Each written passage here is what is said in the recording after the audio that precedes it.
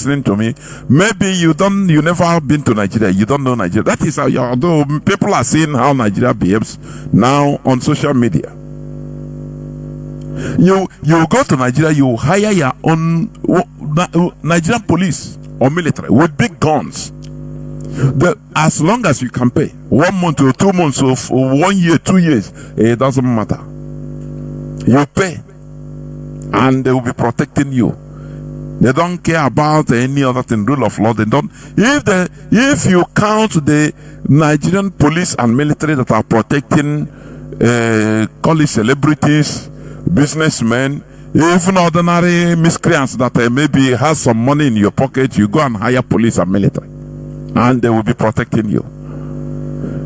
It is well over half of the police and the military force in Nigeria. That is it. That is how bad it is.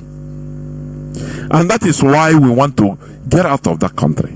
A country that is only anarchy. They don't obey the rule of law. They don't even respect their own court judgment. How do you think that kind of country will progress? It is impossible. But we are making it to be absolutely clear that we are demanding for the release of Mazi Nnamdi Kanu, and it must be so. Mazi Nnamdi Kanu committed no crime. He committed no crime. He shouldn't be there. Our quest is for the restoration of Biafra through a referendum, plebiscite. We are self-determining ourselves. Self-determination is never a crime. You know, Mazi Nnamdi Kanu said that he's going to defeat Nigeria in their own court, and he did it. That is it. Therefore, on the 15th of December, we are waiting for nothing other than the confirmation of the Nigeria Appeal Court, discharged and acquitted. That is it. Because Mazi Nnamdi Kanu is illegally detained in Nigeria. He was rendition, remember, which is number one illegality. Nigeria scored an offside goal, and there is no way, it doesn't matter how they interpret it, there is no way an offside goal will be a goal, will be counted as a goal. It's impossible. It's impossible. Therefore, we must continue doing what we are doing, doubling, quadrupling our efforts. It doesn't matter the fight of the enemy, the detractors, but we must continue. Therefore, once again, I welcome each and every one of you to welcome your friends, and we shall start Abobochi Orie, being the 17th day of November 2023. Draw nearer to your listening devices. Our radio is now in Ebony, speaking in Ebony. Our FM 102.1. In many other places of Biafra land, you can hear our voice.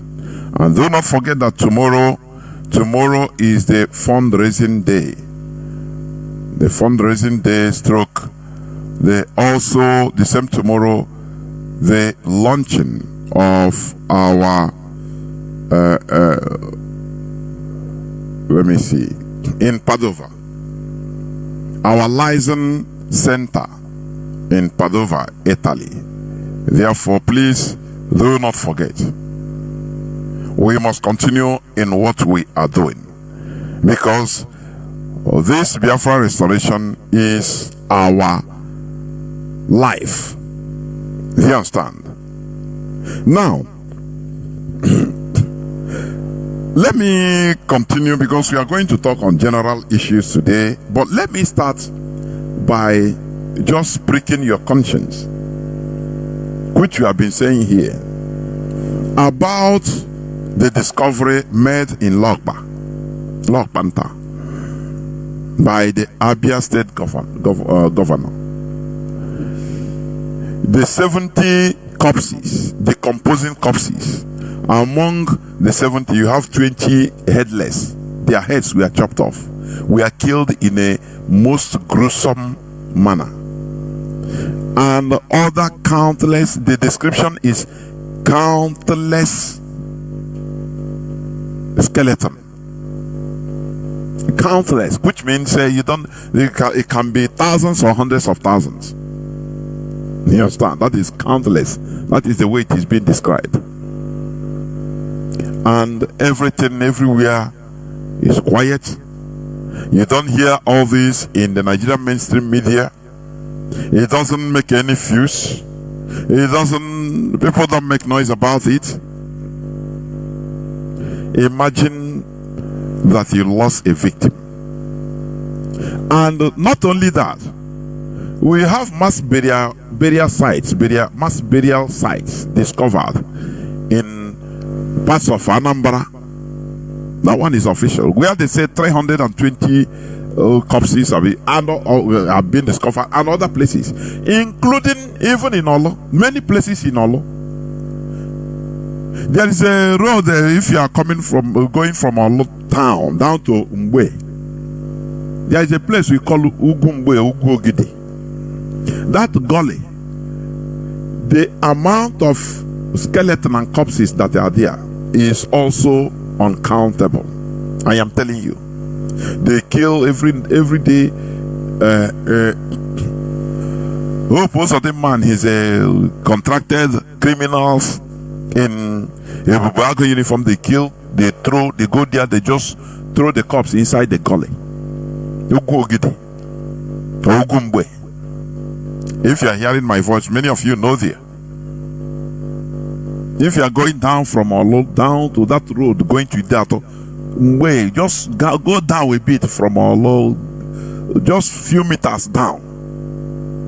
You will check by your right if you are going inside that gully. That is how bad it is. And other places in Imo, in Anambra, many other places. Now you ask yourself, why is this not making ricocheting? Why there is no noise about all these things? Because many of our people have been committed to reprobate mind. We no longer value our own lives. Instead, we go to faraway places in order to talk about what is happening in the faraway Middle East, where they are settling their own problems. Instead, their life matter more than our own. To us, take Canada thing or the mama. Just go down and think about it. People are being slaughtered in the most gruesome manner in our land. Do you know the cry? Somebody that is alive and they are beheading him or her. He is begging, crying until he's, just imagine. I want you to, as I'm talking, you imagine the pain.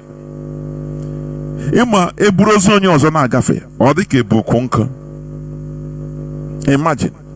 But does it touch you? No. Or you go to social media, you watch on televisions, every time you comment, it's about what is happening in Middle East, where human beings are living. If you don't value your own life, how do you think, or your brother's life, how do you think strangers will do that? How? Just tell me. Look at the clip I put as a preamble. The man talks about the Jewish genocide, which every day, go to different channels on National Geography. They have different channels or other documentary channels. There is no day that passes that at least one of the channels will not, from morning till night, will not televise how the Second World War, how the Jews were massacred. It became a song in our subconscious because they don't want us to forget it. But why is it that we don't value our own lives? Look at the wars in Africa. Look at the endless wars in Congo. Do you know that we are all one people? Do you know that? In Congo, the same Bantu tribe. Do you know that? How many times do you see that it makes noise The Congo War that has been raging since I was born. I've been hearing Congo War. Even again, Ironsi went to Congo War in Congo. That was where he got his distinction in fighting, and he was promoted to general, major general, or general again. Ironsi. When they declared the Katanga, independence of Katanga. You understand? And they sent United Nations to go and crush them. That was one of the worst mistakes of Patrice Lumumba. You know, the Europeans, they set trap for you. At independence, I think one Moishombe said no, he also need to declare Katanga as a nation, separate nation from Congo. And Patrice Lumumba said no. That is where they caught him. They set trap for him. Oh, you are looking for freedom, but you don't want others under you to look for freedom from you. That is why, I love the wisdom of Mazi Nnamdi Kanu. I love it, honestly. You know what Mazi Nnamdi Kanu has been saying? Let us join together, but all of us, Efik, all we brothers, and so that in order to get our independence first. Now, after because he said Biafra will be a nation state. You know what it means? There is nothing like this state. I'm not talking about this state you are seeing, Imo State. No. Everything will be abolished. We will go with our original identity. Igbo nation under Biafra. Ijo nation under Biafra. Ijo, as I'm speaking, there are part of Ijo in Ondo State. There are parts of Ijo in Delta State. There are parts of Ijo in Bayelsa. There are parts of Ijo in the rivers. I don't know whether they have in Cross River, and you see. We are going to abolish this so that we take back our originality. You will have Ijo nation in Biafra, Igbo nation in Biafra, Efik nation in Biafra, Yoruba nation in Biafra, Igala nation in Biafra. We go back to our originality, our tribe. That thing, mantra, the word that looks so absurd, tribe. We will use it, we enter into it and develop it. So that you see, even other African countries will start being proud to be labeled their tribes names. Igbo nation will be there. Ijo nation will be there. Now, very loose system of government, highly federated. You understand? So that any nation, just like Switzerland, any nation that tomorrow wants to opt out of Biafra, say they want to be their own country in total, separate nation, the only thing we should do, one useless politician will not come and say, we want no, it is us to decide for everybody. No. There will be a referendum for them, so that each and every one of them will speak through plebiscite. Once majority of them say they want to go as a nation, Mazi Nnamdi Kanu, what he said? He said we will organize a feast, send off party. We will organize a we dance and make merry that one of our brothers wants to stay alone as a separate nation, and we wish them good luck. Good friends we are, brothers we are, the same thing. When that happened in Congo the first time, Moise Tshombe, he declared independence of Katanga, and Patrice Lumumba said no. Two of them lobbied for United Nations to their side until Belgium, America helped, so that they brought United Nations forces led by, I think, Nigerian contingent, or if not the United Nations contingent led by Ironsi. Let Ironsi. You understand? Under Congo, the Zaire, as of that time. And they fought to crush Katanga. You understand? You know, sometimes the Europeans, they will help you to kill you. They will bring you help to you in order to kill you. That help they bring, they are with you, but they will use it against you tomorrow. You understand? It makes me, when I watch the pronouncement of a Jewish man against South Africans, which are also, you know, in response to their stance on Palestine-Israeli crisis. The man is on the social media. The man called the South Africans, he called black people worthless barbarians. Are you hearing me?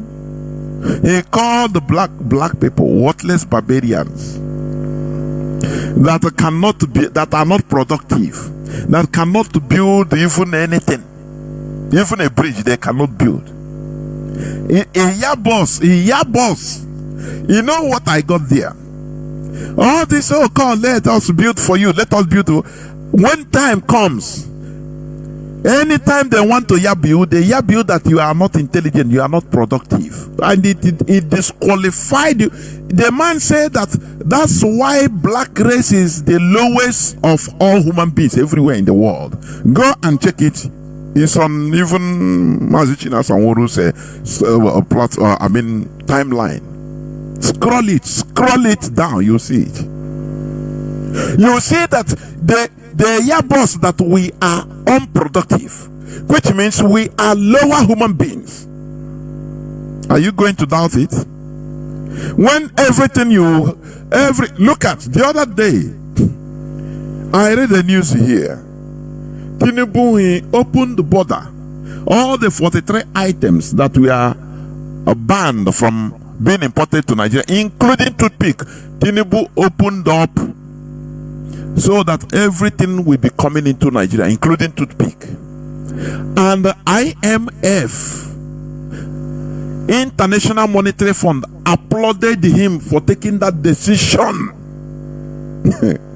to open borders, so import. Oh, you individuals, go and make money. Go China. They encourage you to be more stupid, to be more idiotic, more lazy in having shortcuts, making your individual money at the expense of the collectivity.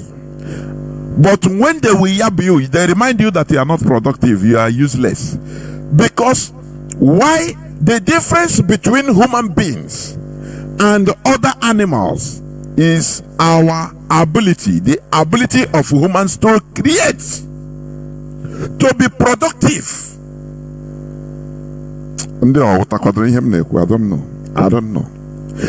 What differentiates us from goats, animals, other animals, lion, chimpanzee, is our ability as human beings to create.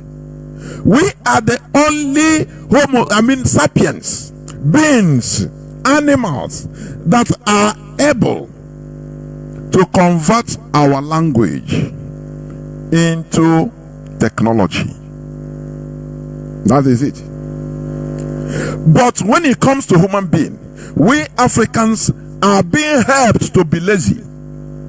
We are being subdued through the system imposed on us in order to be dependent, like Atono, which the Bible call you. I'm not among. The Lord is your shepherd, you shall not want. Why would you want when you depend on China for toothpick as a sheep? That's why the man go there, you see it. He's on Mazi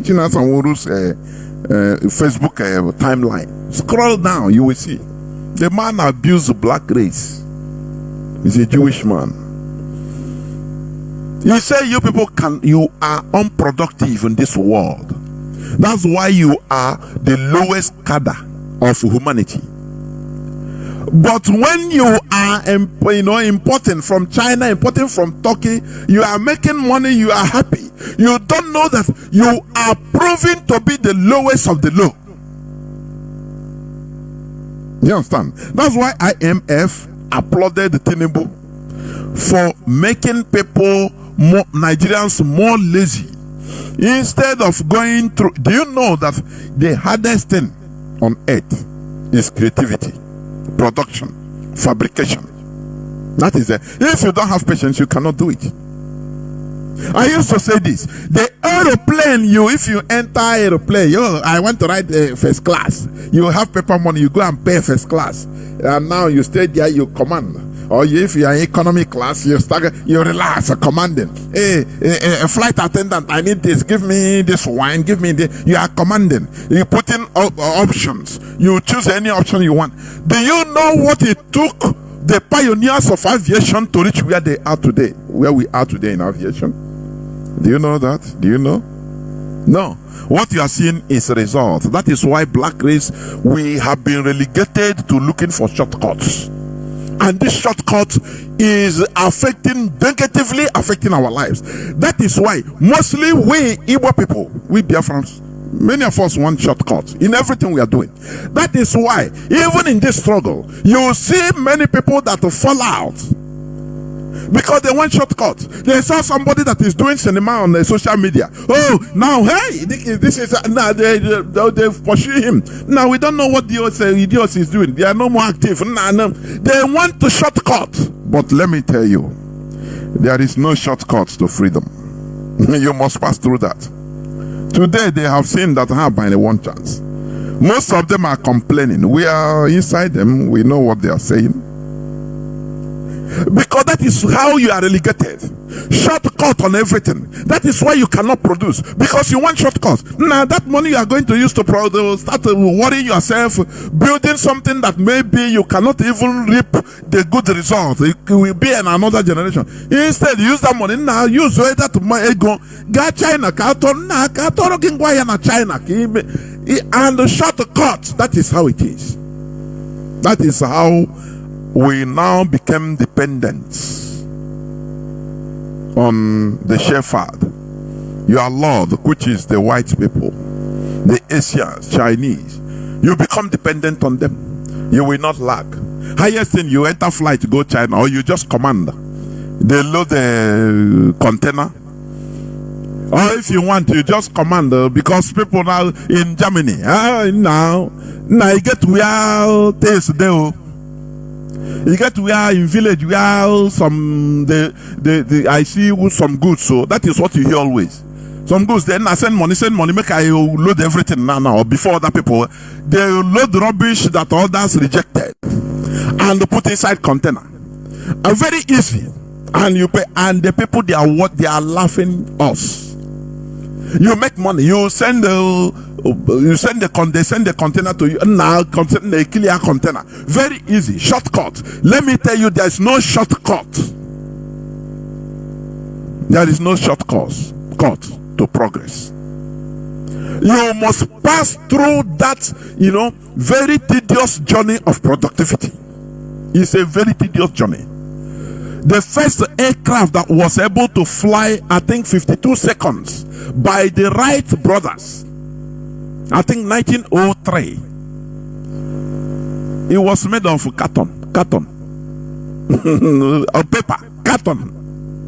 That was the first manned flight recorded to fly for 52 seconds.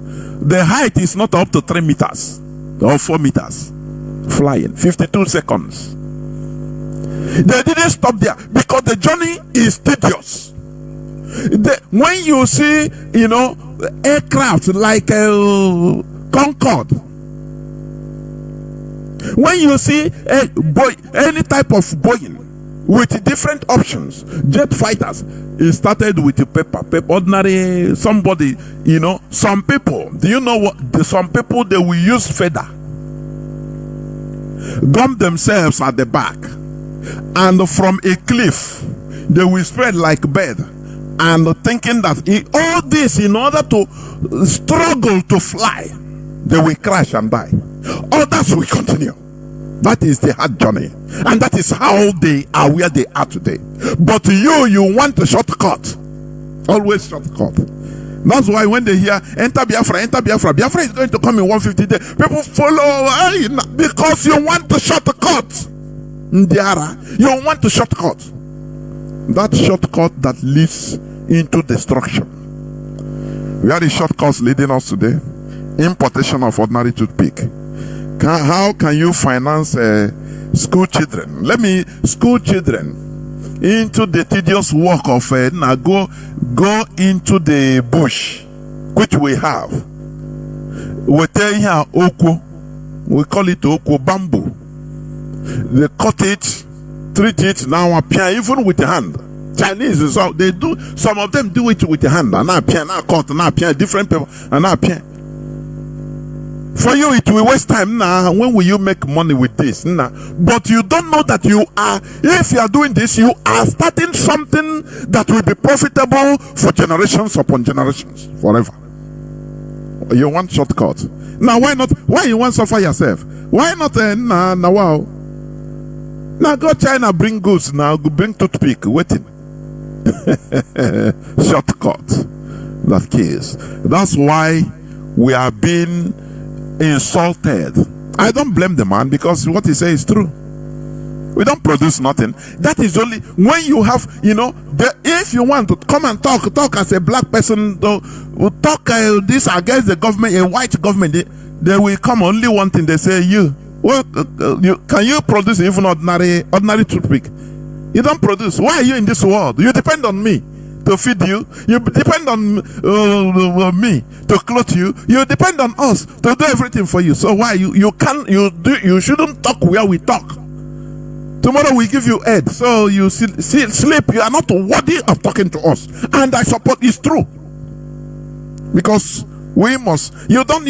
If you never reach that productivity level, there are spaces you don't even put your mouth, because you never reach there as a black person. Until you grow to start, ordinary electricity we don't have in Nigeria. We cannot produce ordinary electricity, and we are churning out electrical engineers every year. So why will you make noise where others talk? Why? How? If they are talking, you inquire on no. Because if you talk, they insult you. They say, go and feed yourself first.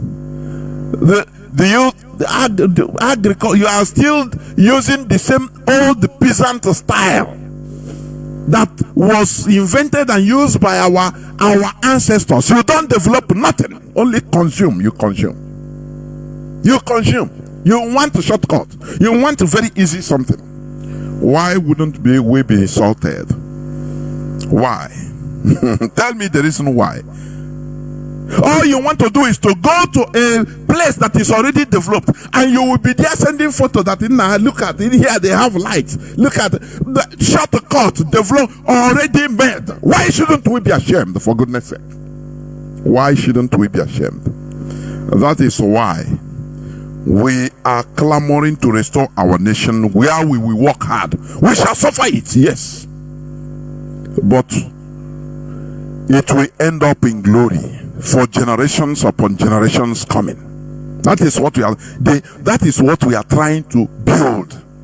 Not dependent on people. If they cut off from you, they say we are not going to send you toothpick with your money. They tell you go to hell with your money, which means you are not even going to clean your teeth after eating meat again, or pick your teeth again. If they say no more bureau for you, we are not sending. No, they give you a sanction. You are not sending this thing big again for you. You will start using charcoal to write like Almajiri. You understand? Do you know the reason why they talk about Abacha loot? Let me tell you. As you may know, Abacha is one of the best presidents of Nigeria. I can authoritatively tell you, once you see the West demonize somebody, know that that person has a quality. There is something. You know, during the Abacha time, because of the challenges, what he wants to do, the reformations he tried to do, he underwent sanction. Do you know that? I hope you know that. Prior to that sanction, Abacha called the stakeholders, other politicians and stakeholders in Nigeria and said, look, these people, the West is pursuing us. They are going to sanction us. So for us to be safe, we need to remove our Nigerian money and hide it in some places outside.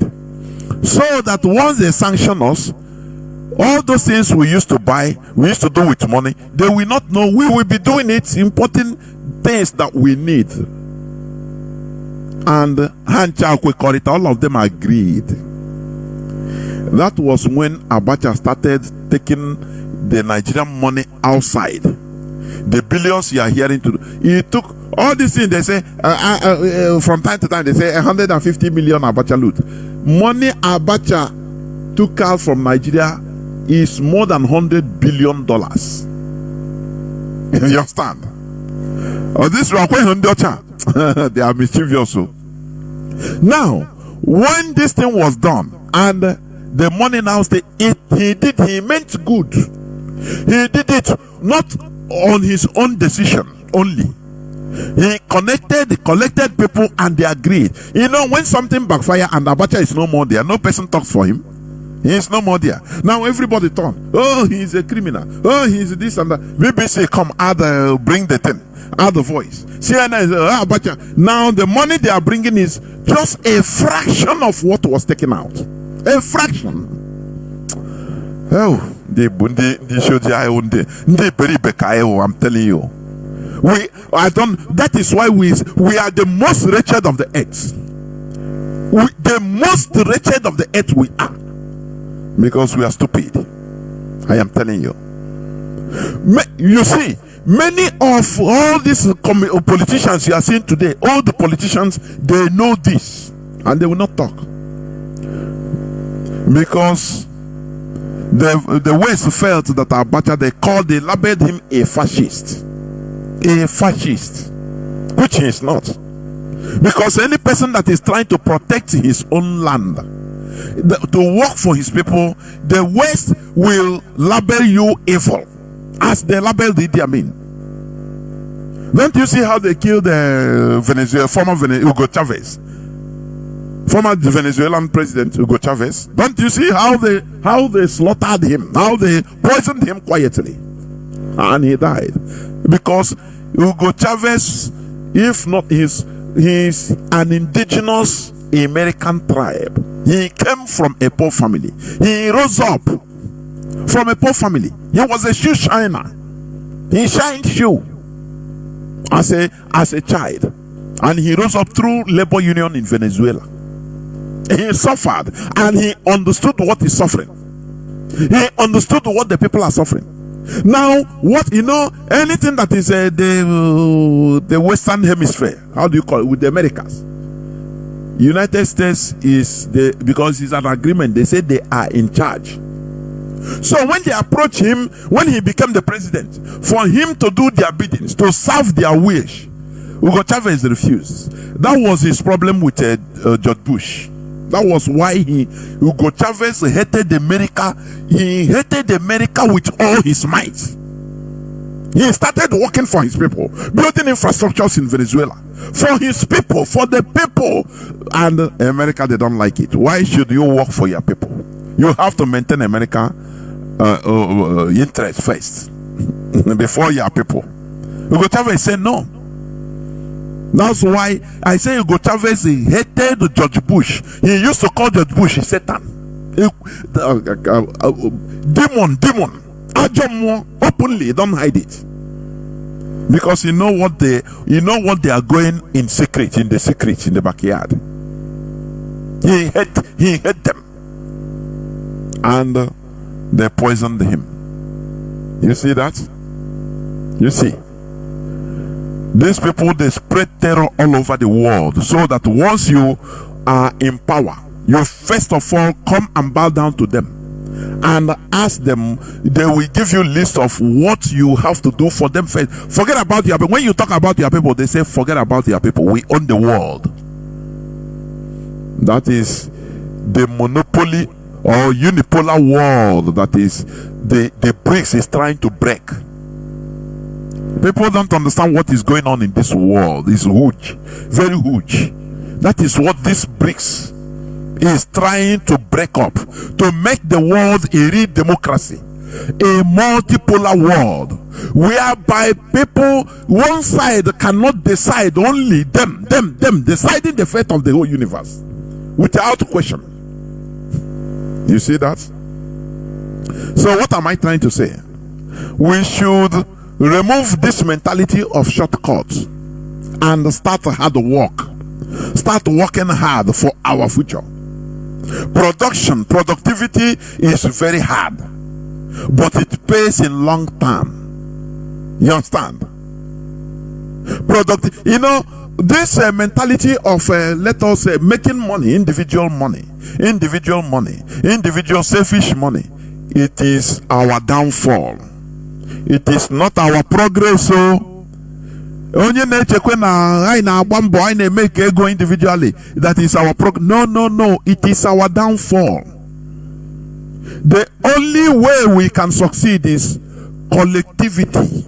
We be in a bunch, we be in collectivity and sort out our problems collectively. That is what Mazi instituted. That is why he started Indigenous People of Biafra. You understand? And he made this statement, our supreme leader, Onyendu, that Igbos cannot do it alone, Ejos cannot do it alone. If we must join hands together as Biafrans, now get what we want. After getting our liberation, any person that wants to go, we do send off. As long as we conduct, a referendum is conducted, and they overwhelmingly say, no, we want to go. Bye-bye. We are brothers. We still remain brothers. Be your own. After all, in our villages, we are the only people that operate autonomous community. We can be in one village. Tomorrow, one kindred will rise up, say we want to be autonomous community. They will only be asked, is it a unanimous decision or a decision of one person? They say, if one Nadia say no, they send delegate. We now want to be made autonomous community. What are you arguing with? That is their choice. That is who we are. We are Republicans. So how do you think that we shall not succeed? How do you think that we will fail when we have our country? We will run a type of government that will baffle the West. That is why they are fighting, to make sure that we don't get Biafra. You see it? Because they know that beast, that dreaded beast has risen and never to go back to the cage. We are coming with everything, both mental enlightenment, mental freedom, not only physical freedom. Had it been we are just clamoring for flag independence, that is what I think. The reason why Biafra did not come 1970. Maybe had it been Biafra was restored at that time, by now we'll be maybe like Nigeria. I am telling you, we'll be, but you have to take time for mental liberation, so that we get wholesomely liberated, so that we not only are talking about the physical freedom, this mental enlightenment, mental awakening, that we are activated, so that we liberate ourselves and now know who we are. Do you understand? Do you understand me? So let me read just some news headlines. I have talked about one Nigerian policeman, immigration officers clash, exchange fire in Borno over ownership of outposts. Have you ever, just tell yourself the truth, have you ever had a country or seen a country, or where you are, wherever you are living, Have you ever had the policemen and immigration having problem to the extent of shooting themselves with guns? Have you ever had the military and the policemen fighting and shooting, killing themselves? Have you ever had it? No, tell yourself the truth. Have you ever seen it or had it? The answer is no. But in Nigeria it is rampant because it's a very lawless jungle. Very, very lawless jungle. You understand me? Okay, we must continue. So, what I said before about the discoveries made, the killing that is in our land by mostly the Fulani terrorists in Logba, and the government instigated criminality in Imo, in Anambra, just to tarnish the image of IPOB. And there is no noise, no fuse about it. But you see, there is fuse all over the world about what is going on in the Middle East. How people, you know that your sentiment raises up. What about what is happening in our land? What about the dead bodies they discovered and the countless skeleton? What about those dead corpses in Ugumwe? What about those in Anambra?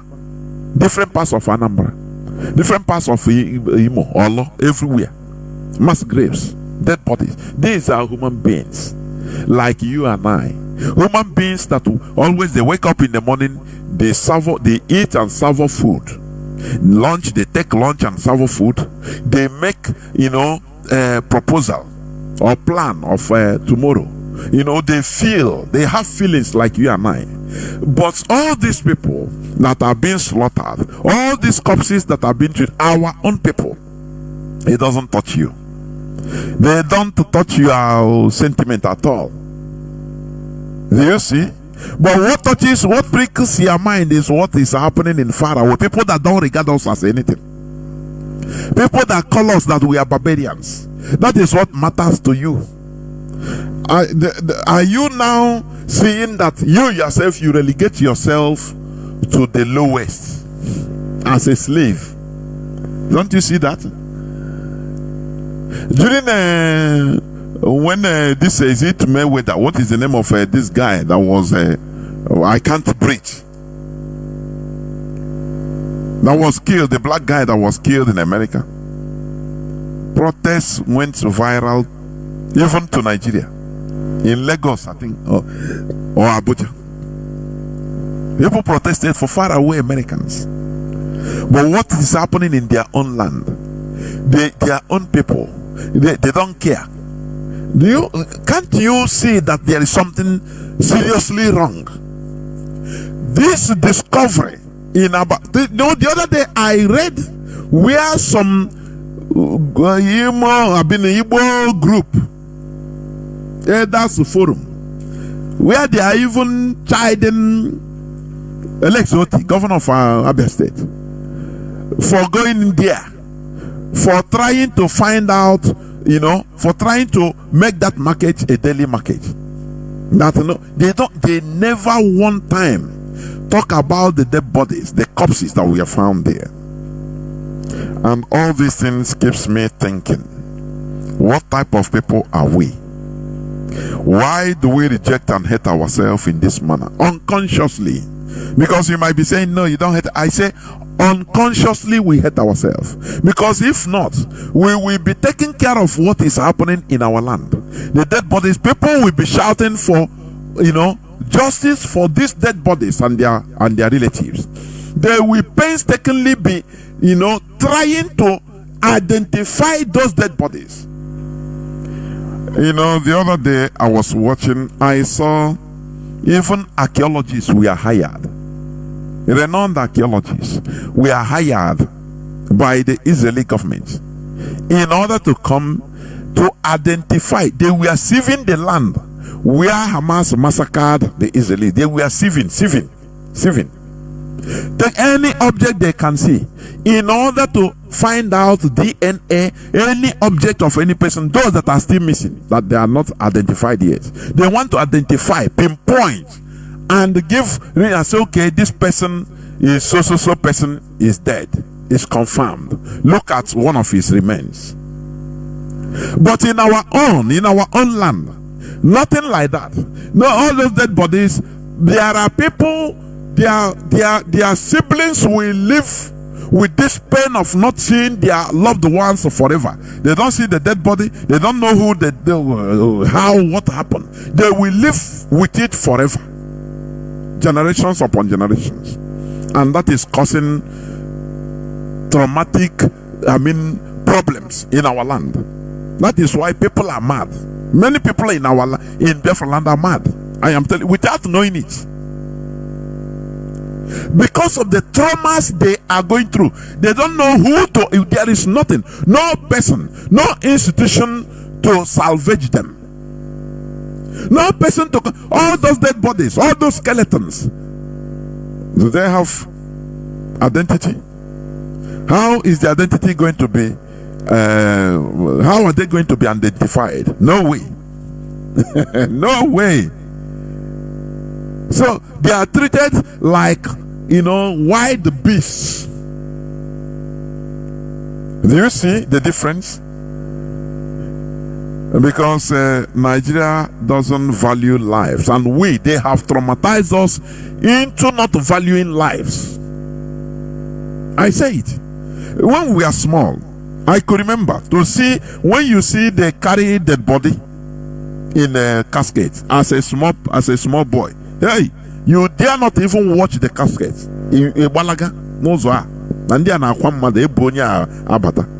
You cannot. But today, corpses is nothing now for children.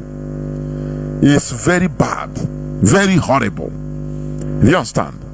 When we don't value our own lives, do you think that strangers will value our lives for us? No way.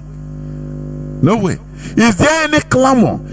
Any group that has clamored for identification of those corpses and for justice for those corpses and their relatives? Is there anything like that? The answer is no. The answer is no. Everybody is going about their normal businesses as if nothing happens. That is why church is flourishing. Because as you see those dead bodies, they will use it to do preaching in church. Now pray that those dead bodies, you will not be like them in Jesus' name, and you will say amen, and you continue. Because you are praying to be safe. Only you and your family. That all those people that died, it doesn't matter, that they are not your portion. Do you see why we must always talk about this religion that brought selfishness in our lives? Do you see that? I read somebody, in one comment on somebody, and the person said, no, this thing you are saying, Jesus is good for me and my family. That is good. Chicken, that is what I know. So there is nothing you can talk. I laugh. I said that is the ways, selfishness. The religion brought extreme selfishness in our lives. It any person that is telling you, no, we are not going to talk, it brought extreme selfishness in our lives. Because what matters is, as long as that thing is good for you and your family, now you take it as standard for everybody. If it's not good for you, that is your wahala. Do you see the selfishness? So, as an armed robber that robbed the banks and he was not caught, and he get money and use it and invested in every other thing, maybe building and all this and that, and become wealthy, he knows in himself, inside his consciousness, that he was an armed robber. So he will say that, no, armed robbery is good for me and my family. So that's it. That's it. It's the same thing. What I'm telling you is that it's not everything that is good for you and your family. That word, you and your family, I and my family, is not a criteria that thing is good for everybody. No. I want people to listen attentively. because today I'm touching everywhere. So when you come with that argument, that is a very selfish argument, and that is what this foreign religion brought in our land. Selfishness, extreme selfishness. When you see people that are dying of misery, people that are dying because of lack of Medicare, government, no hospital, you now start praying, oh God, let me not die like them. If I'm good, my God is good, so I'm okay. Instead of fighting so that everybody will be beneficiary to health. That is how real human beings do. That is how real human beings behave. That's why you will see Onyishuji, a black man, inside a car, or inside the car will have accidents. A car that is carrying maybe 12 people, all the 11 die. He will come out. Hey, he start praising his God. He will go and he will do feast. You know, maybe the driver was, for example, disconnected, was not driving good, or anything, or any type of car problem. Now others died. Only him will rise up. Hey, he will go and give testimony in the church that God loved him more than those that died. That it will not be, their pastor will say, it will not be a portion those that died. Do you see the type of selfishness? But enlighten the mind, civilize mindset. You know what he will do? He will start crying. He will never be happy. He say, I will ever live to make sure to fight so that the road will be good, cars will be good, drivers will be checked, so that people will not die like those that died. And he will dedicate his life fighting, going here and there, campaigning, fighting for safe route, so that people will not die like others. Whenever I remember that they were 12 in a car and only him survived in a car crash, others died, he will start crying. He said, why am I even alive? Now I will dedicate my life to making sure that people did not die again like this in this road. But the Onyishuji black man will go and give testimony in church, and they will encourage him, encourage others. You see, because he's a member here. Praise God, so that others death is not your portion. Death is everybody's portion. For your information, this religion, it breaks us into pieces so that we continue.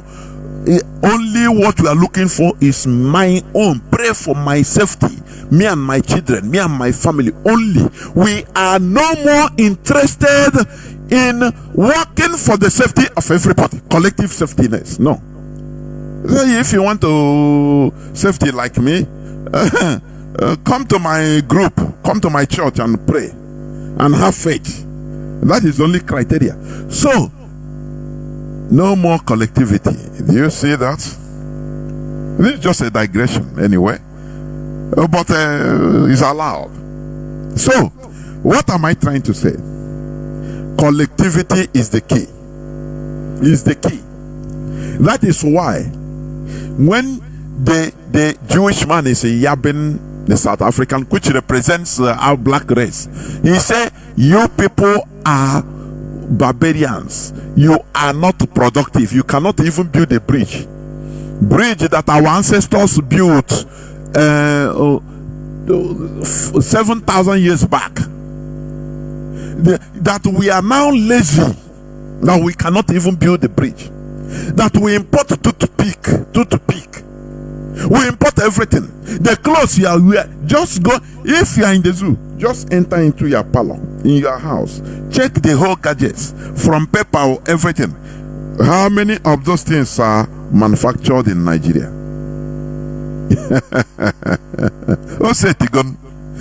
As you are listening to me, from the phone you are using, the clothes you are using, you are wearing, the pants you are wearing, the glasses you are wearing, the cap you are wearing, the half shimmy you are wearing as a lady, everything, your shoe, how many of them are manufactured in Nigeria? How many? There you know that we are Aigurago. It is only Biafra that will save us. So that we start it in a hard way. Some people think that once Biafra comes, it will be a bed of roses. Yes, it will be in a hard way. Mazi the Kanu say we build Biafra day and night for 75 years non-stop, day and night. People will walk. We will change our mentality.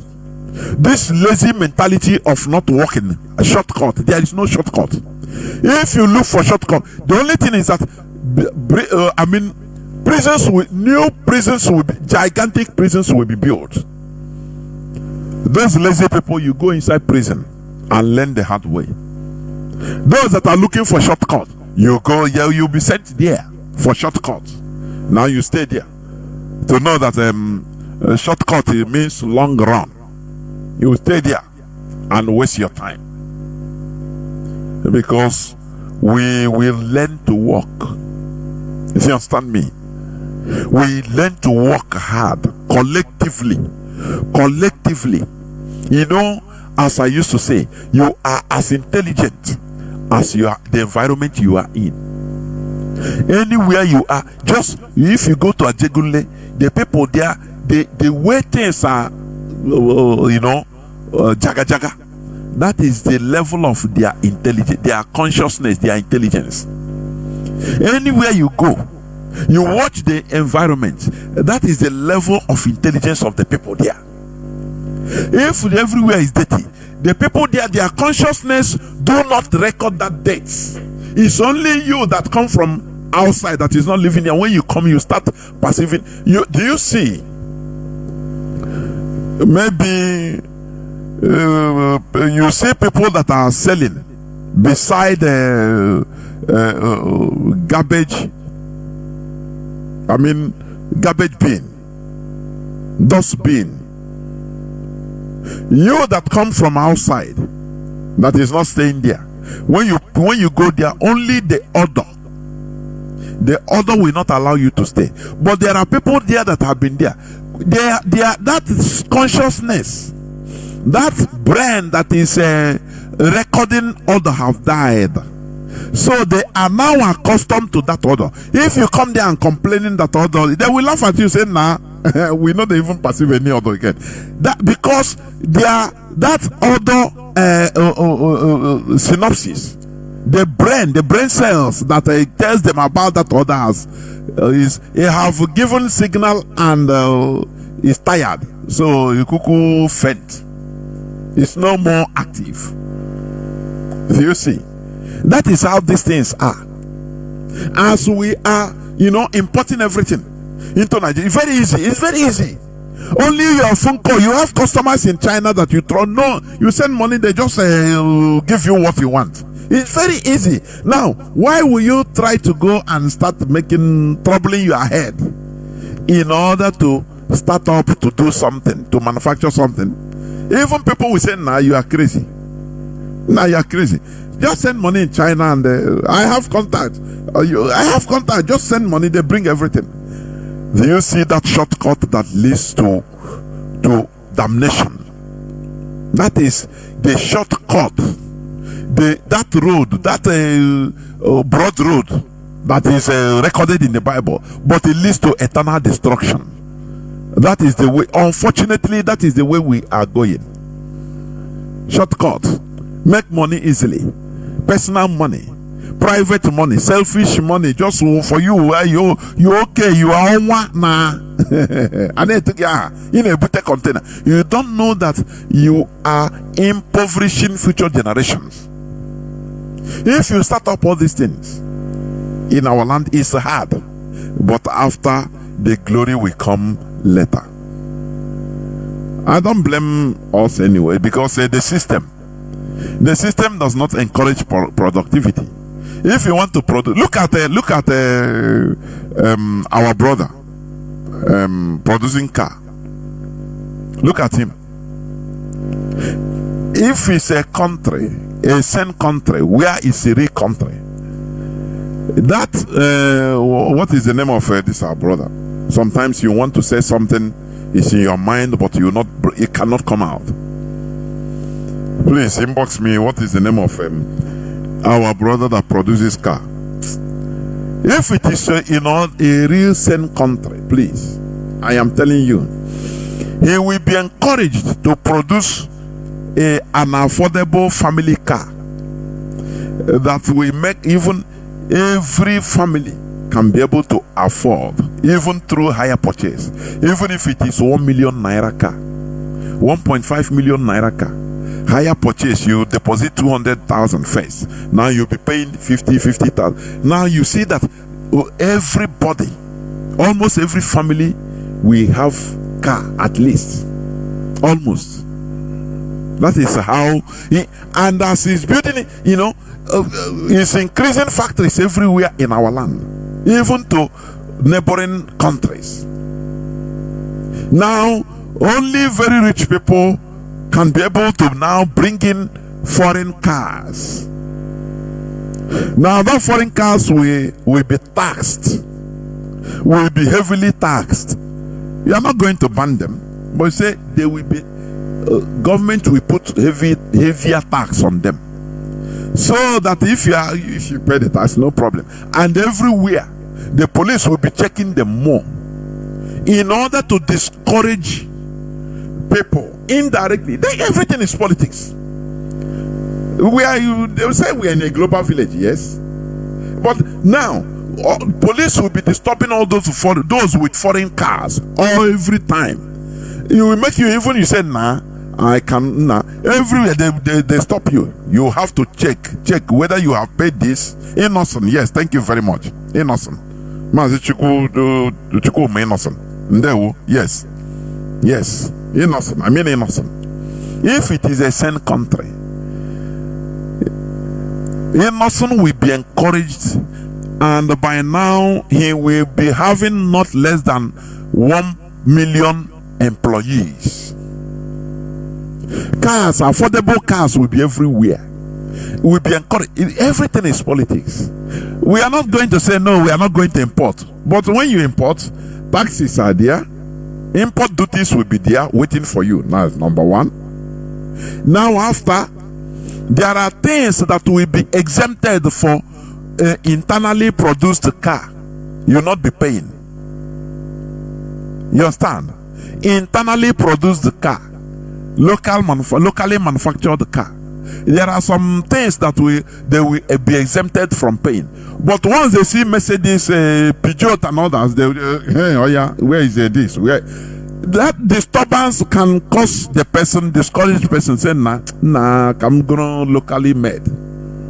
That is how other countries are behaving, including India. You understand? It's politics. It's politics. But Nigeria, because we are in Nigeria, they try to stifle innocent. After all, they made sure Ezekiel Iziog not to even produce his car before he died. Now innocent now is engaged, and as an Igbo man, he has been stifled. Our people don't understand that. Look, our capacities are limited in Nigeria. It is a policy. It's a British policy that they transfer to the Fulani Caliphate. Our capacities are limited in Nigeria. In Nigeria, the ceiling is our limit. But if we are independent, the sky will become our limit. You understand? That sky becomes our limit. You understand me? Ezekiel Iziog built a car that is neither using battery, nothing like gas or any fuel to fuel it. It's just going like that, and they can have a lifespan of minimum of 50 years. 50. Britain, they say, oh boy, this man, Japan, they have come again. No, Japan has caused us enormous destruction, competition. Now these people want to come again. They use the Nigerian heads of state that time to rubbish everything. They stole the blueprint, and the man died without producing his dream car. Only one sample he did. Affordable car that by now people, you will not be boasting about car. I bought a car. Now you see an able man buy with a tukumbo boasting. It's a very big shame to us. Very, very big shame. Something that we can do and put a jara. Now when we have the second-hand dustbin one like that, now we start boasting with it. It makes me feel ashamed. That's why the insult of that Jewish man should spur us into action. It should spur us into action more what we are doing, to put more effort in order to restore our nation, so that we can exhibit that we are also part of this mainstream world. Not every time any person, any of them that vex it, we insult us that we are the garbage of the world, that we cannot produce nothing, that we don't know how to we import everything. Do you think that importation of product, finished product is a positive, is good? That is where they insult you. Go and talk with, for example, a Spanish man. Have a problem with him. If he vex, he tell you, say, look, I'm feeding you. What do you produce in your country? Do you know how to produce even ordinary paper? Do you know? Once he tell you that, what are you unless you are shameless now, because there are people that don't even know what that thing means, that insult. If he tell you, hey, go to your land, go to Africa where you cannot produce, you only consumer. That is why you are the last anywhere you are, even America. You are the least, you rubbish you are, because you cannot produce. What will you say? What will you say? Are you going to continue fighting? Say no, this one is not me. You may not get it now. We're here a podia. Do you see why collectivity is the best? Collective development is the best, not selfishness. Even that insult, he can insult even Dangote as a billionaire. It doesn't matter. His money doesn't exempt him from being African, from being unproductive. Oh, he's general. The same. I have told you, Dangote said, I had him direct. He said he never travels with Nigerian passport because it's an embarrassment. He traveled with Nigerian passport at the early time. Or he started receiving the type of embarrassment that is unbearable, and he stopped it. He started using foreign passports. So, are we going to continue hiding till when? Are we going to continue dodging till when? That is why we have to face the reality. Face this fact. Face it. We face it. No shortcut. Stop a shortcut. Shortcut leads to the eternal damnation. You see it with people that are following. Once the rendition Mazi Nnamdi Kanu, they give them shortcuts. Now there is another way to do it. Now, hey, this man is this thing now. Oh, go now. Now, he will give you Biafra in another 150 days. Now, you see people shortcut because they are people of shortcuts. Always shortcuts. But what they are meeting now is shortcut is the same shortcut that is leading our people to flood into religion, because they want shortcut. Miracle money, miracle. You go to church, they tell you, there is a I pray and somebody entered the toilet in Germany and saw himself in France, in the toilet in France, and come out because he doesn't have paper. You now that you need shortcut always. You don't have to go to the pain of getting visa, because for you don't have money. You don't now. It's shortcut. You believe. Do you see how they scam you? Oh, miracle money! I'll pray now. Money enter your account. So people went and you ask the person praying, "Oh God, But why then do you ask us to pay money, pay tithe, pay this? Why can't you pray and the angels will just put billions of dollars into church money? I mean, into your account, so that you don't even you start sharing to us. Now you are Lambo. Does the sheep have a brain of his own? The answer is no. That place is chewing cud. Bring him leaves. He will stay there eating and sit down between cud. You cut the head of his fellow lamb. It doesn't matter to him. He will stay there until his tongue reach. He will stick out his neck and they chop it off. That is what we are called. Atona.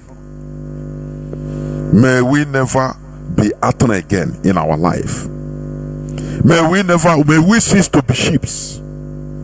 That is the worst type of insult given to human being.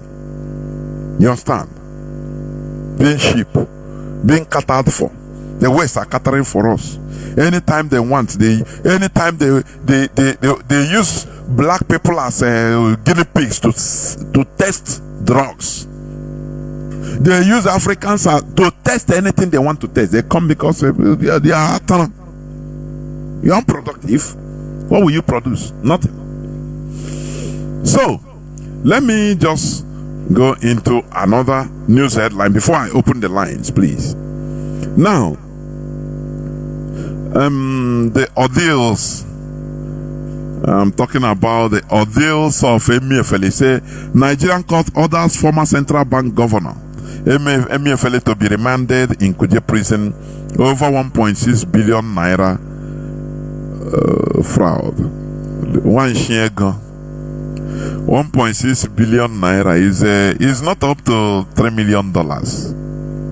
Oh, I am not supporting criminality anyhow, but this with the case of I'm seeing when I saw the video, the man said Oka Lanka just under few months. Oka he become old when he was eating and dining with so don't worry, with them behind you.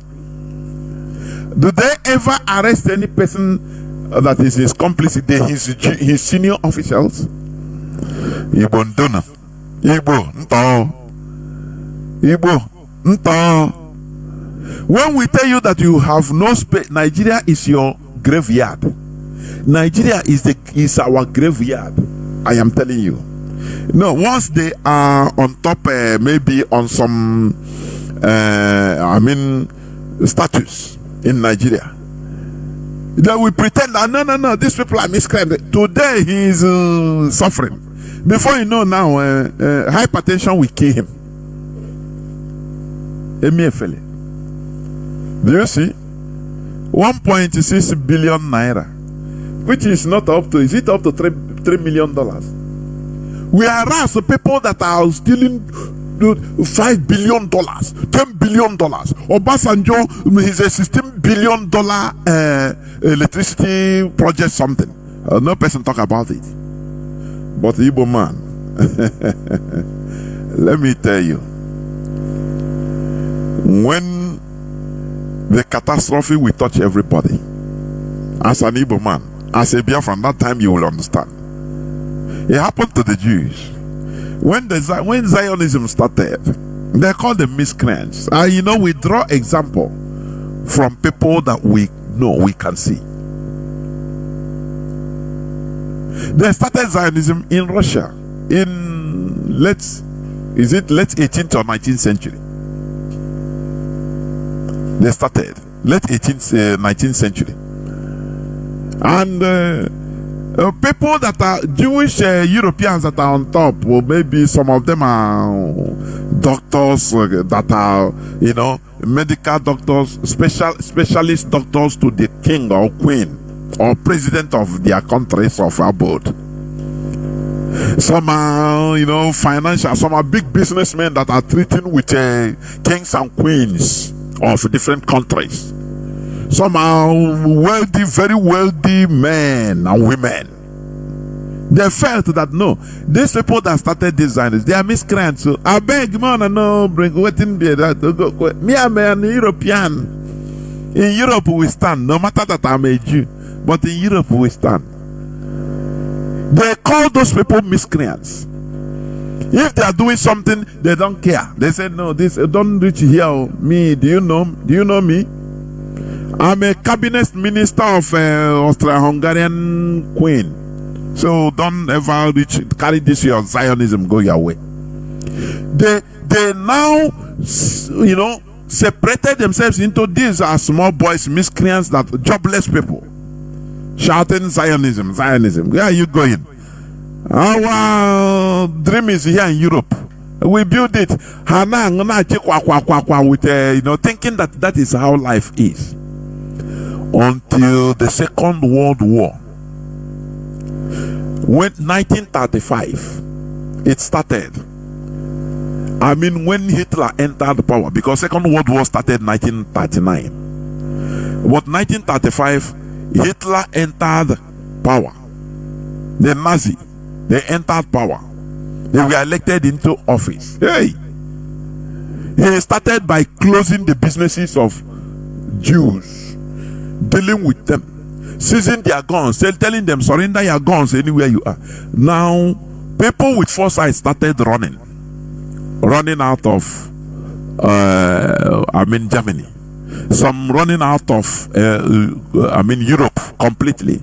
Do you know that there was I think 1938, before, when anti-Semitism was too high, so one ship, is it Queen Anne? There is I've forgotten the name of that very good ship, loaded European Jews that were running away, refugees. They went to, I think, Kingston. We are rejected. They went to America. America turned the ship. They didn't allow it to bet. Do you hear me? These are, when we are talking of history, you will not know now, because what you are dealing with sentiment. America rejected with thousands of Jews on board. He rejected the ship. He said no Jews can enter this land or this America. They have too many of them. You understand? He go to different Americas. They said no, they were not allowed to bet. They have to go back to Belgium, sail across Atlantic again to Belgium, and Belgium accepted them. That is where they betted. Do you know that many of all those Jews during the Second World War, they were massacred anyway? That run away for their dear lives, they were still massacred because Belgium was engulfed. But all these things they will not tell to you in a normal mainstream history. It's when you search, you find. You understand? So what am I trying to say? Now, it was when Hitler took over Germany that he started implementing anti-Jewish policies, open. Those that billionaire Jewish that we are calling Zionists miscreants and jobless, they were now rendered impotent. They don't discriminate whether you are a wealthy Jew, whether you are a doctor. They now start dealing with all of them. Now they now understand, say, oh boy, these small boys, they were correct too. But it was too late for many of them, because they could no longer run away. It led to their slaughter. Highly educated, both intellectual, Jewish intellectuals in Europe, both doctors, professionals, they were slaughtered. And after the war, the little that remained of them, they say, oh boy, where is Zionism? Let us do you see? That is why I always agree with one of our brothers, a media warrior. He said it is only collective catastrophe, collective, that will bind us. Do you see the way collective catastrophe binded our people? And they look for, they mandated Ojukwu, 1966. 1966, they mandated catastrophe everywhere. We are hot for every Biafran, not only Igbo people. When I talk about Igbo people, both Ijo, everybody, we are hot, even in Yoruba land. So now they have to come down. they held Ojukwu hostage and say, you must declare Biafra because we are no more in Nigeria. Ojukwu want to make noise. They say, he want to say something. We are not asking you for your opinion. We, the people, will say it. If you cannot do it, you better run away from this office. Now we look for somebody that can do it for us. Do you see how people think that Odimegwu Ojukwu didn't ever wanted to negotiate so that to avoid war? It is the people, because of the catastrophe that it concerns everybody, both billionaires or people that are in Ugwa also, both people that are serving generals were slaughtered. People that thought that they were in government, as all of them, no discrimination. They take everybody. They took everybody. And the remaining people came and say, oh boy, we are no more safe in Nigeria. So that time, Colonel Odimegwu Ojukwu was the governor of Eastern region, or the administrator. The people gathered and mandated him by force, because he negotiated. The one time he negotiated with Gowon with the he said, okay, now every announce on radio say people can go back to the north. Everything is settled, and people still rush back on the Chineke, all the brain I went through beacon. Our people rush back with forgotten the headless dead bodies that we have brought with them in train. They rush back. Both in the west or everywhere. The people that remain came and hold the Ojukwu hostage. So if you know that you cannot declare this, we will tear your shirt. You move out from this seat now, and we replace you with another person who is going to do our wish to declare Biafra. That is how things were. So by now, when we are Obiefele will be says people like Obiefele. You say, after even I'm dead, am I really Igbo? But anyway, it's not the solution to our problem. We have to build Nigeria.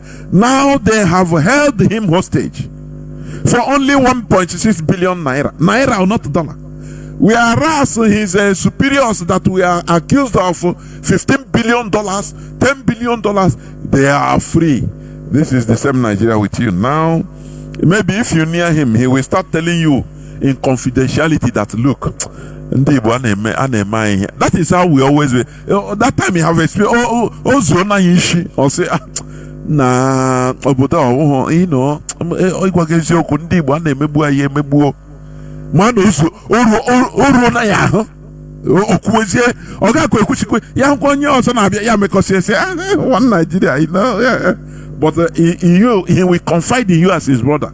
So na ya weziokwu na emebu aye ihe anyị na ahụ no put fight and let us go our way. We will not he will be afraid.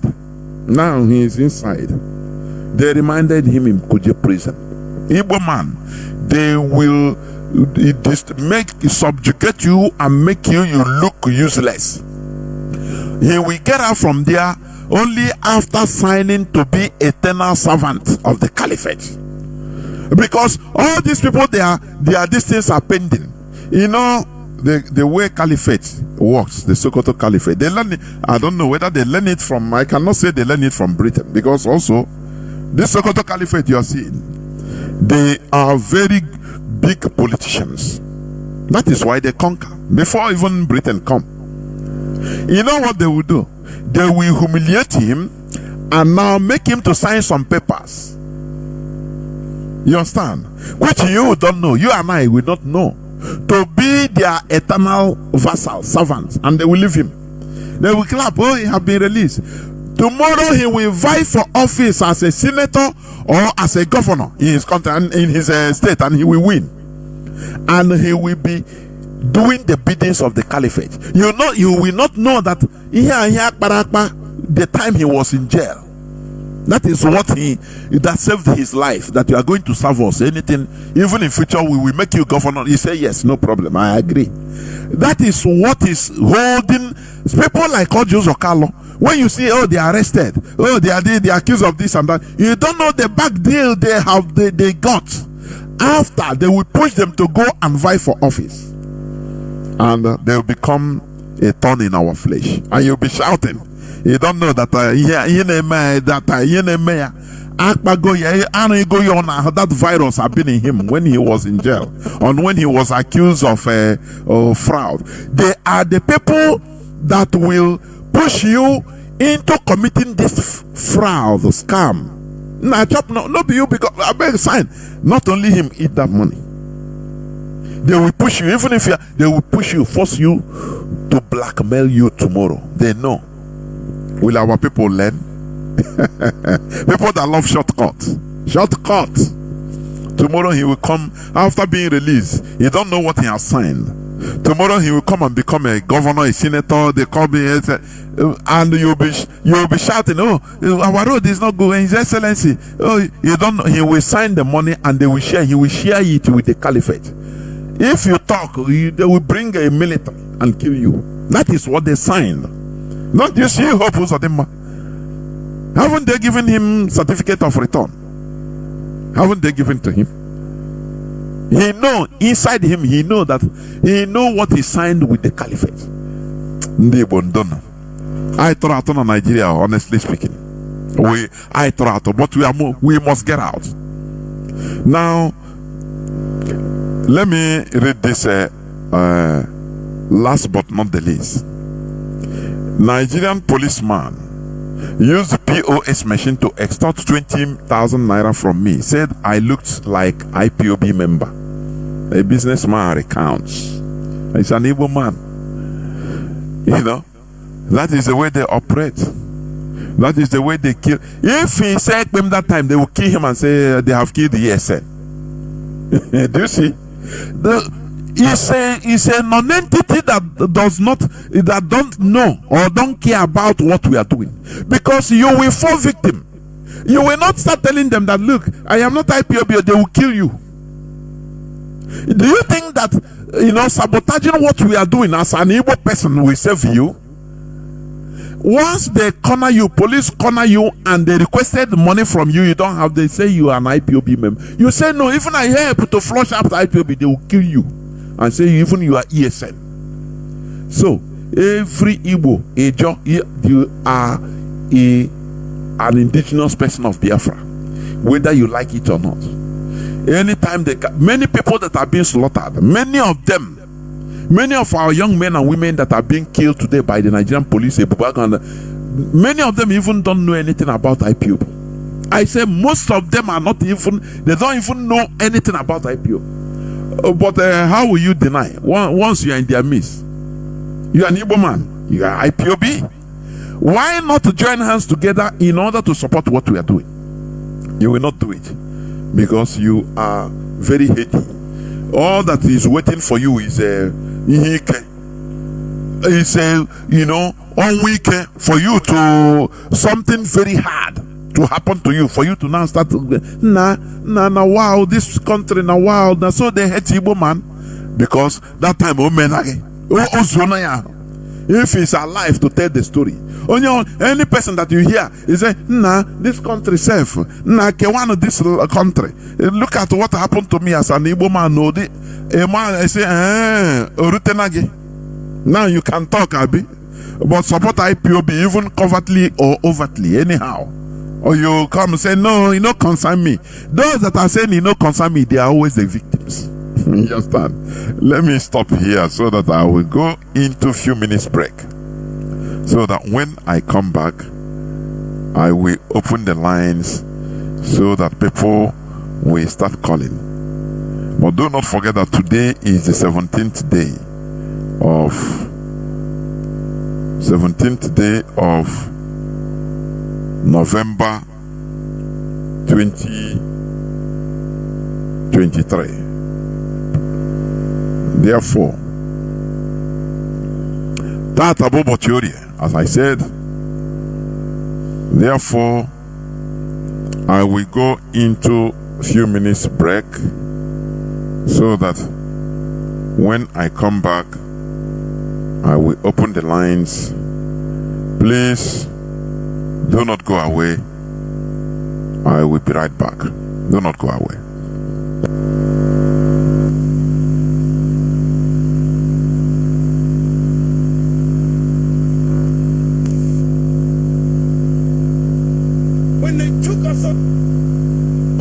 When they took you from Africa and they banned you from being called Kunta Kenti, Rasul or Muhammad. That's right. When they took us on that westerly course, then they forced us into their names. Teach. And they called us Smith, Jones, Robinson, Green, Brown, Hogg. A black man called Mr. White. And when we go to China, and we put our passport down, and the Chinese immigration control official looks at that passport and he sees Mr. White, he expects to see a white man. And when he sees the black man, he says, uh-oh, this man doesn't know who he is. But many of us as black people today, we're very foolish people. Because we don't understand why another man gives you his name. Because when he gives you his name, the giving of another's name denotes possession. It means he owns you. As long as you're walking in another man's name, he knows he owns you. You can talk as strong as you like. Yeah, I'm for black, yeah, Mrs. White. Yeah, they're laughing at you because they know that when you take another's name, that's why in marriage, in the tradition of marriage, the woman takes the man's surname. Go ahead. And leaves her maiden name, because that taking of the other's name denotes possession. In the event of divorce, you don't walk around with the other man's name. You now relinquish that name because you're no longer with that one. What brings about insecurity is when you have a false concept of yourself. And the false concept of self is white supremacy. They believe that they are better because they are white. And as a result, see, when a man has that kind of silly mentality, Hitler had the silly mentality that the white man, the Aryan, is superior. So then at the Olympics, Jesse Owens kicks up all the Aryans. Hitler is outraged. He's angry. The white man pushing white supremacy. That's why they would cut off our penis when they would lynch us. Penis envy.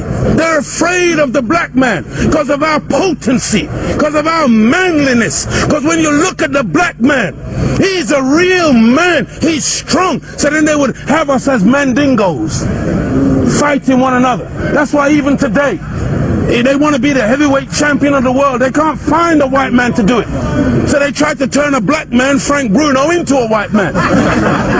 They called him the Great White Hope. They're desperate. We're not allowed to play golf. Why are we not allowed to play golf? Because we are inferior. We can't play the game. But let one black man into golf. Then all of a sudden there's a tiger in the woods. And he doesn't just play golf, he becomes the master. We're not allowed to play tennis. Let black people into tennis. We go straight to Wimbledon and win it in 1935. A black woman. Now, Venus and Serena, they run out of opponents. They have to play each other. The white people cannot compete on an even playing field. They let us into athletics. You can't run like us. You let us into any field of endeavor, we dominate it. So they feel, and they become very afraid of anything that goes contrary. And so every time a black man stands up for black people, Martin Luther King, shot down. Malcolm X, shot down. Patrice Lumumba, shot down. Steve Biko, shot down. Everyone. Nelson Mandela, they locked him up for 27 years. We can count back 400 years of the most brutal treatment. Look, they took my name, my language, my culture. They killed my mother, my father, denied me religion, disallowed me to read or write for over 3 200 years. Reduced me to the level of an animal where they branded me on my chest, branded me on my buttocks with a branding iron. And they called me 3/5 of a human being in the American Constitution. Is that the act of a human being or the act of a devil? It's for you. You answer it. We're just calling white people names. No! We're just going on the basis of what we have experienced. Black people were taught to hate ourselves. Right. Even to this day, many of my people suffer from self-hatred. And you will see us trying to change our skin color. When I was born in the 50s, in Jamaica, they would take, like my nose, the mothers would sometimes take the nose and try to squash it, to hate self, that they felt that the baby was ugly if it had thick lips and broad nose and black skin. And so this is in order to counterbalance that degree of self-hatred, there had to be a teaching given by Elijah to black people that would allow us to fall in love once again with ourselves. See, because look, I know you're a wise man, and so you must understand that I'm a baby in wisdom, but I'm not a fool. And he's saying here today that the Caucasian is in fact the oldest group on the planet. I beg to differ. Look, one of the most famous anthropologists is Professor Leakey. And when Professor Leakey went in search of the origin of human beings and human species, he didn't stop very long in Europe. He went to Africa. And the oldest bones and the oldest human beings to this day that you call Zinjanthropus, using the Latin meaning Zin and Xanthropus, meaning a black man, that oldest man, they say, is millions of years old.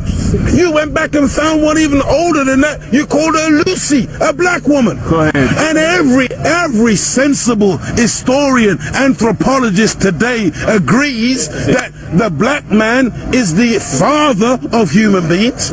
Even your geneticist, Mr. Mendel. Go ahead. You have Mendel's law. Go ahead. Mendel says that light eyes are recessive. Light skin is recessive. You can take the recessive, the dark skin is dominant, the dark eyes are dominant. You can take the recessive from the dominant, but you can't get the dominant from the recessive. This is Mendel's law. And so all of your scientists have proved that you can't look. Black is not even a color. That's right. Black is the mother and father of all colors. And if you want a baby, even if the woman is a white woman, the baby has to come out of the triple darkness of her womb. And this is the origin of all life. Within the black, you have the whole color spectrum. But in white, two white people laying down together, they can only produce white. But two black people in darkest Africa can lay down together and produce albino with blonde hair and blue eyes. That's right. Teach Muhammad. This happens all the time. And so we need to really get these facts correct today and understand that as gray as your hair is, you are listening to your father today. Teach, Muhammad. This is daddy talking. Teach. And we mustn't turn. God, this is true. I'm not mocking. The white man, he came into what he called a new world. Teach, Muhammad. And so all of a sudden you started to name things. Teach, Muhammad. So that's why you called it America, based on what was his name? Amerigo Vespucci, a Caucasian. That's why you called it Africa, based on the European explorer called Africanus. You went into America, you called it New York. That's right. Because it was new to you. New England. You called it New England. That's right. You called it New Zealand. You called it Newfoundland. Because it was new to you. But to us, we were already there. That's why we're called Aboriginals. From Ab, meaning abstracted from the Father. From God Himself. Original, meaning the first. But you won't find Caucasian people calling themselves Aboriginal anywhere on the planet. Because you're the new man, Paul Newman. From one blood came all human beings, but we produced you from us. Look at this. Even the word human. You've heard the term of a darker hue. Human, meaning a dark man, human, a man of color. That's why the topsoil of the earth is called humus. It is the dark organic material that gives life to the earth. Whenever you take away the dark organic material or you denature it, you're left with white granulated sand. Desert. You want to see those of us who think that white, something to glorify it. No. It's a psychological thing with white people where you want to find your place. And your scientists and your historians, they spend so much time asking the question, where do we come from? Because they are puzzled as to your origin. Look at the Chinese, look at the Asians, look at the black people. All of us got dark eyes. All of us got black hair. The only one on the planet who's got ginger hair, blonde hair, brown hair, gray hair, brunette. You are the one that's gone around the world making everything based on color. You were the one who went into Australia. You were the one who went into South Africa. You were the one who went into Asia and classified people and things based on color. So that's why this man, Yaqub, he wasn't a madman. He wasn't a mad scientist. He was a good scientist.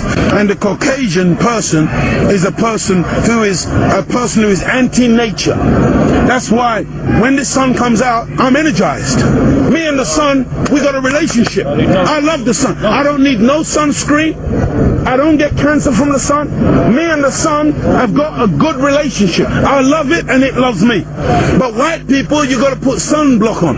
You got to hide from the sun because now you might get a little melanoma. Part of me on you, that means you're dead. When they took you from... Welcome back. This is Radio Biafra House of Service coming to you through Radio Biafra London. My name remains Mazi Chinedu from Alo province of Biafra land. We are here live and direct. Today is the 17th day of November 2023. Our lines are now opened. Our direct line is +1 213 328 6224. I repeat, +1 213 328 6224.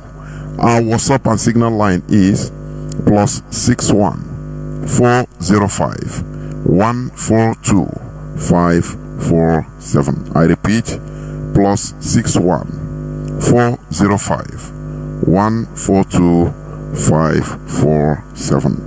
I have a caller already on WhatsApp. Caller on WhatsApp, you are the first caller. Please start by giving us your name and where you're calling from, if you may, and your contribution this evening. Mazi, welcome to the program. Can you hear me?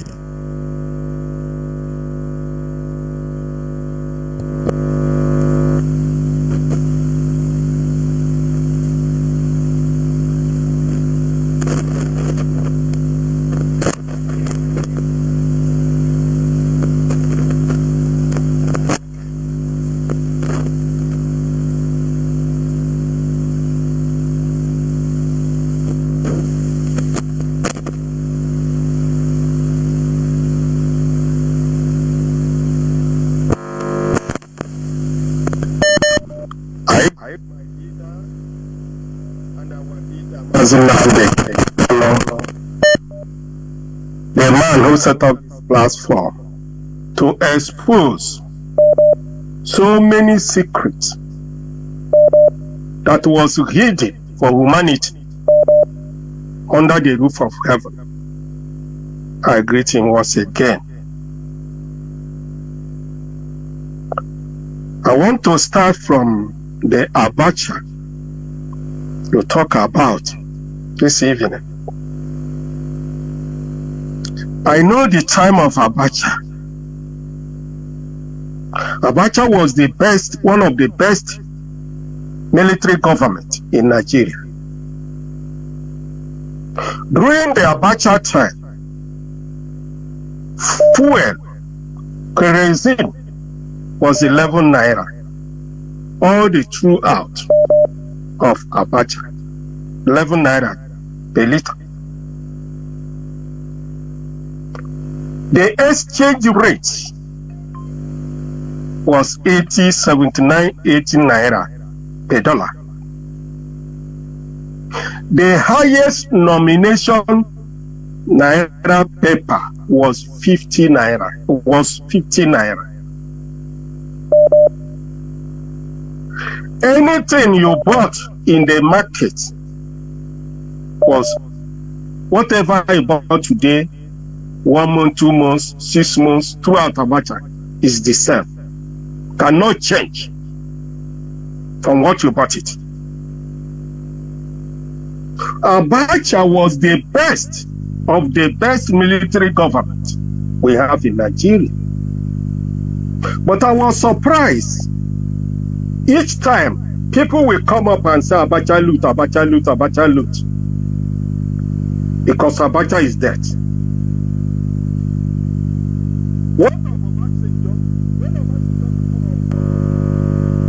Mazi, are you there? What happened?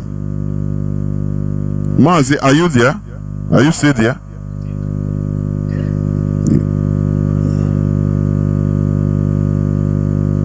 Obasanjo was the person that print 100 naira from 50 naira.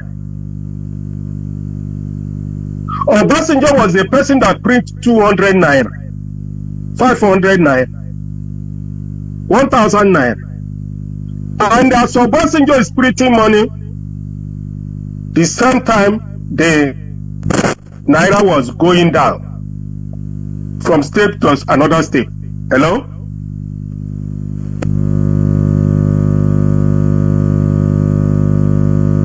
Obasanjo was one of the worst human beings existing in Nigeria. Obasanjo, you see. Obasanjo tried to print one paper of 5,000 naira before people start to shout. Obasanjo tried to go 10 times as a president in Nigeria. Obasanjo is thought that is living in Nigeria. The money Obasanjo stole is more than any of the president, apart from Babangida. Each time when I'm thinking about Nigeria, I get worried. Because now you see or you saw that is there as a country is a devilish entity. What type of country that was forceful people who are not one to be one? I try to remember the time during the war when the Nigeria radio, their jingle, every 30 minutes, they said to keep Nigeria one is the attack that must be done. To keep Nigeria one is the attack that must be done. And in the Biafra side, they said, onye ndị iro gbara gburugburu na-eche ndụ iche mgbe niile. For Biafra side. Sometimes when I think about Nigeria and what is happening up to today, the Nigeria you see today, the plan they have on Igbo race is something terrible. And our leader came up with this radio to expose many things that people will hear and to know that Nigeria is not made for humanity, that Nigeria was made for criminal. Look at today. Everything about Nigeria is criminality. The president of Nigeria is a criminal. So many senators are criminals. So many governors are criminals. Just for example, what is happening in Imo State. The Britain and Fulanis have succeeded to force criminals to be a leader in Igbo land, to make sure they destroy them. And everybody has seen it koro like this, and it is happening. How do you think that a country that is promoting criminality is for human being to live? How? If you go to religion in Nigeria, both Christianity and Muslim are all criminals, enslaving people. People in Nigeria are slaves in the church. People in Nigeria are slaves in the mosque. They close people's eyes using religion. You are believing for what you don't know. You are going to heaven without looking for here on earth, forgetting that the best thing you have here on earth that God have created is good government. The white people knows all these things before they bring the religion, Christianity to Igbo, and they destroy Igbo people. Today, when you are telling the Igbo people to look back, many of them are sheepishly thinking of going to heaven. Let's assume there's something like heaven that somebody will go after death. How many Nigerians, anybody who says he's a Nigerian, that is a criminal, then tell me where you are going to heaven, if at all there's something like that. When you are telling the Igbo man today the truth, they will think that you are telling them, you are lying to them. If you are a Christian in Nigeria and you are a criminal like Hope Uzodinma and Co, you are looking to go to heaven. The so-called men of God, the reverends, fathers, the bishops, they are collecting money from the federal government to make sure they help to make sure Nigeria become Muslim tickets as it is today. All this thing is well organized to make sure black people remain slaves for the white people forever. The thing that is bothering me is this: if people who are hearing Radio Biafra day and night, if you cannot learn from our leaders, past broadcasts, and the president, some of us who are hearing Radio Biafra, who have learned so much to teach the foolish black people to know there is nothing you call heaven that somebody will go when after death. Have you seen how foolish the black people, after hearing all these things, somebody will make up in his mind to be a saboteur, to destroy yourself, like autopilot and all of them.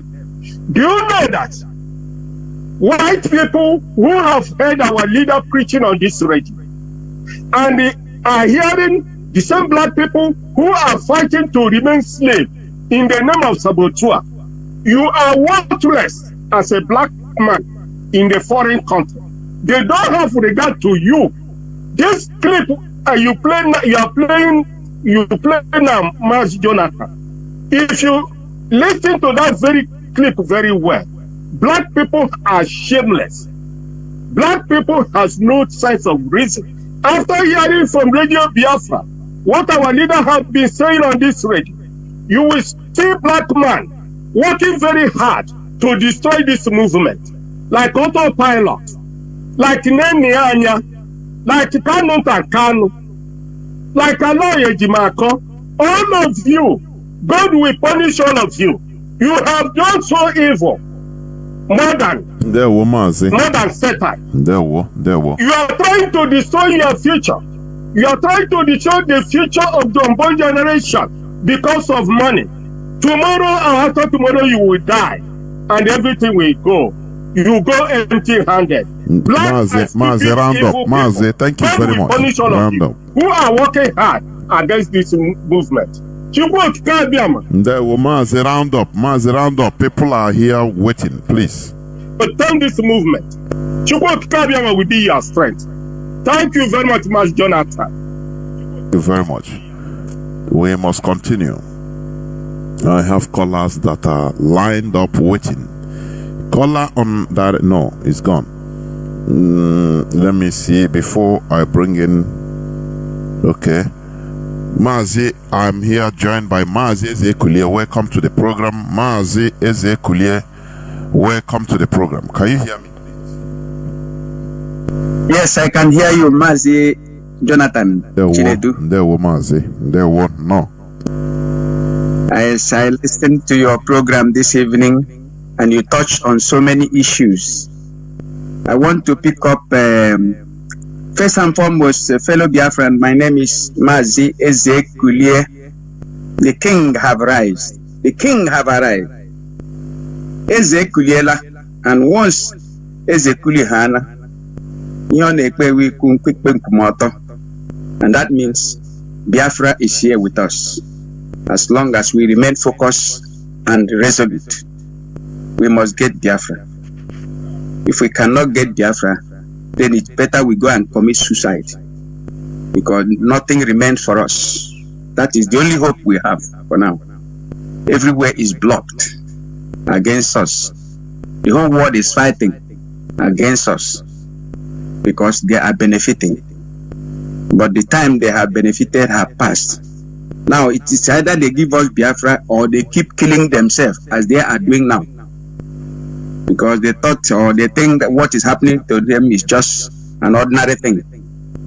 Now, Mazi, let me go to certain issue you raised this evening. Number one, I will touch on that of name changing, and that of an Israeli man who was accusing, of course, he was making that statement against South African Julius Malema, because Julius Malema seems to be carrying the issue of Palestinian in his head, ignorantly doing what he's doing and saying what he's saying without even knowing the fact and truth about what is going on in that particular place called Middle East. Of course, his name is Julius. He can't even Julius Caesar. He is answering the name of an ancestor of Rome, the man that first conquered the Israeli during the days of David and all the days of Solomon, or after Solomon must have died. So that fellow who is talking so much don't even know history. Of course, he belonged to one of those religions that gave him that name. You see, he has made South Africa to wallow into abject ignorance of what is going on. Mazi, let me interject here, please. There is no way. Okay. Let me tell you, Mazi. It's not everything we go on and start maybe insulting or abuse somebody of that caliber. For your information, you are an elder, yes, but somebody of that caliber has inside information more than you. I'm authoritatively telling you. There are classified information he will have that is not at your disposal. So do not go attack. I use it as a statement, and there is no way what the man said is he used color, black race, color. So it's not something we are going to now start attacking Julius. He is vying for a presidential office, please. There are some information you have, you cannot even dream to have it. I am telling you, please, let us stop making this mistake of attacking, you thinking that everything is just attacking one person for one thing or the other. He knows what he's doing. So let him be and make your contribution, please. It's not everything we go onto details like that. Please, Mazi, I beg you. There we go on. I will also say my own view. Because Mazi, please. There are some views that people are listening. There are some views that might be erroneous. You don't have you being an old, wait, Mazi, wait, listen to me. You being 100-year-old, it doesn't mean that you know everything. These people are, he thought, Malema said he was there, let me tell you one thing. These people supported apartheid to kill their people. So he know what he's saying. There are some things you don't have to deny here like that, Mazi. I will advise you.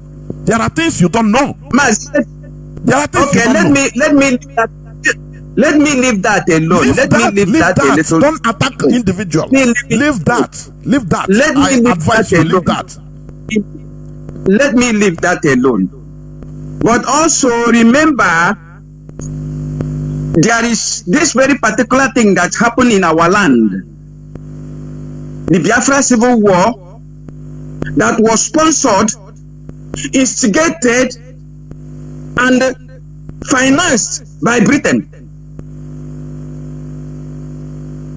Britain financed, instigated, financed the genocide war in Biafra land. We are talking of 6 million Igbos, Biafrans, dead under the watchful eye of what do you call this man? May his soul rest in hell.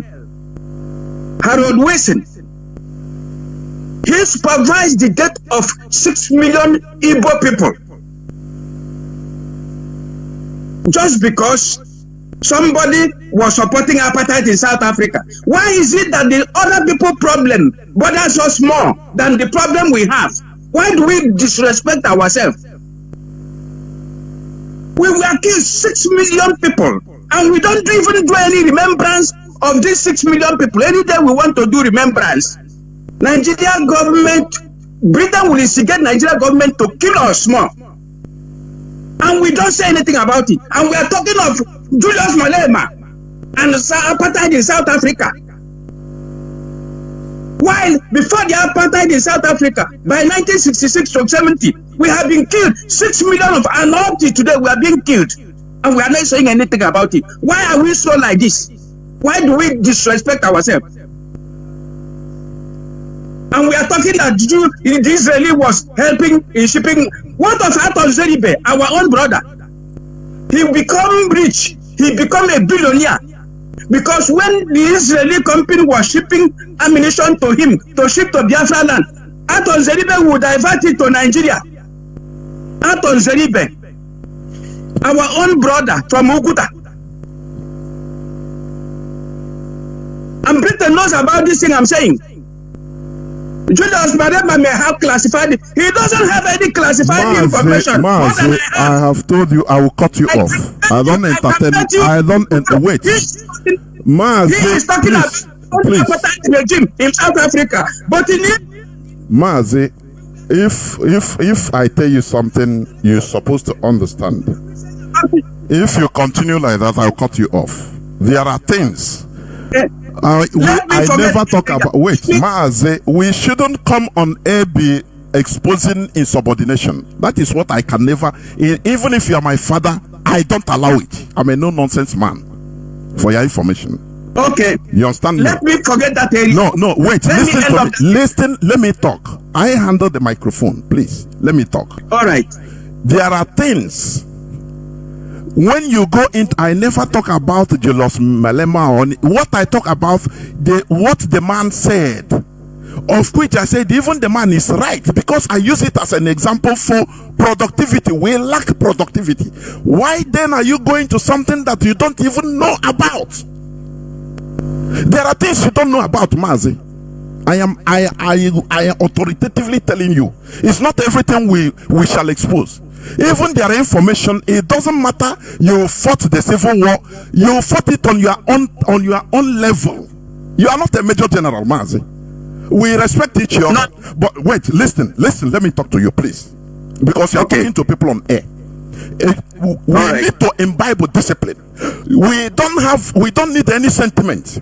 Don't come here to start attacking somebody that we are not attacking. I will not allow it on my platform. If you want to make your contribution, you make it. People are listening. You are not the oldest person in this struggle. There are people, somebody that called before, he might be older than you, Mazi Chiku.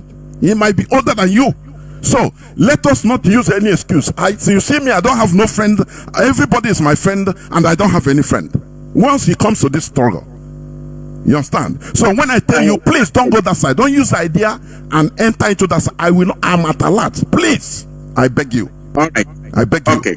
Because there are things, if I start explaining to you offline, you will start shouting. There are things you don't know. You don't know everything. You don't know everything. Okay. There are things you don't know. You are on your level. Even the leadership, there are things, if they come to explain it here, also what they are seeing, what is really happening, you don't know. So don't stop saying as if you know everything. There are informations you don't know, Mazi.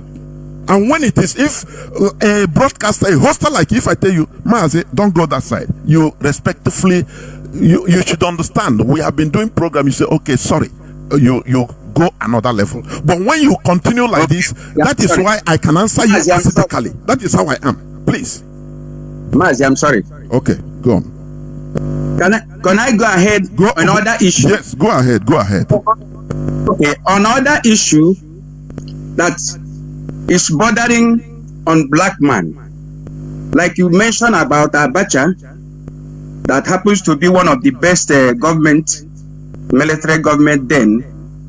There is also this man called Mobutu Sese Seko from Zaire, the man that changed the name from Congo to Zaire, the man that made all the whole Congolese people to denounce all their Christian name.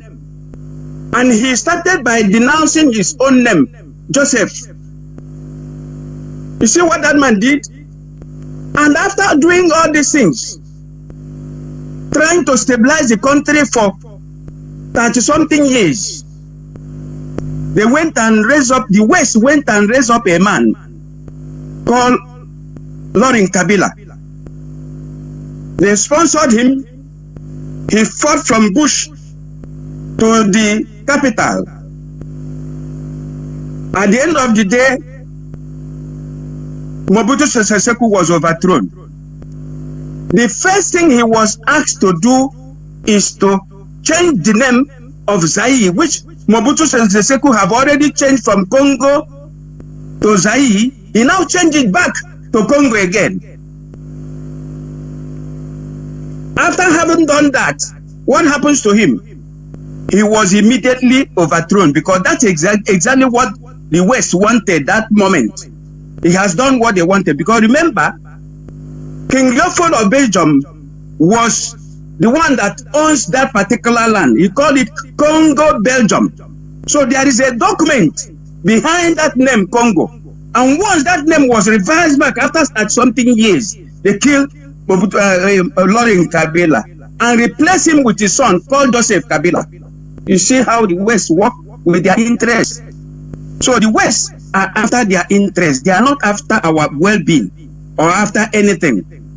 For example, when Mbono Jike said that the only man he will only trust in this, the only white man he will only trust in this life is the dead white man. But the living white man, he will never trust him. And at the end of the day, he was meant to get away from this surface of earth. So what I'm trying to say is that we, the Igbo people, have entered into one chance bus, because they are gradually, extensively exiling us out of our land.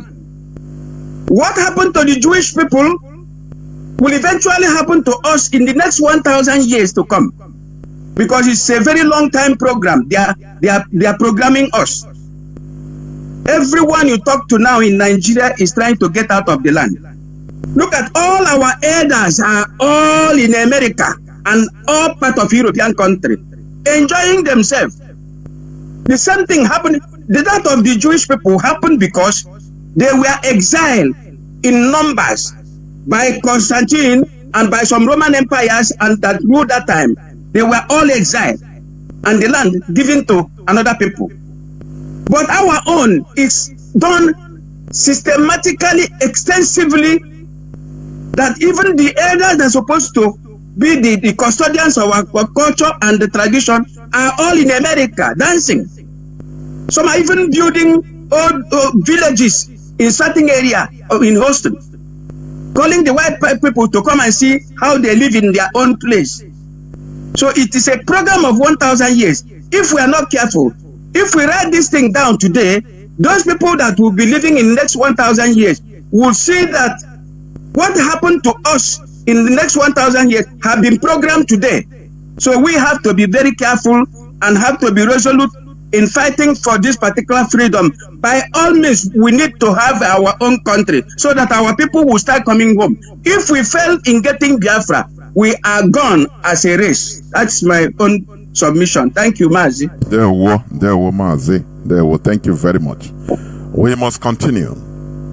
You know, once we have to correct ourselves in some certain issues because there are things that you might not know.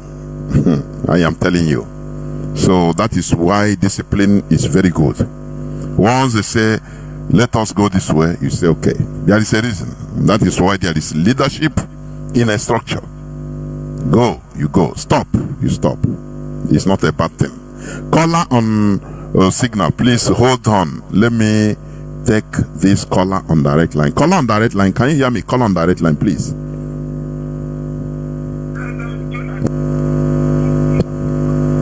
There, Mazi, go on.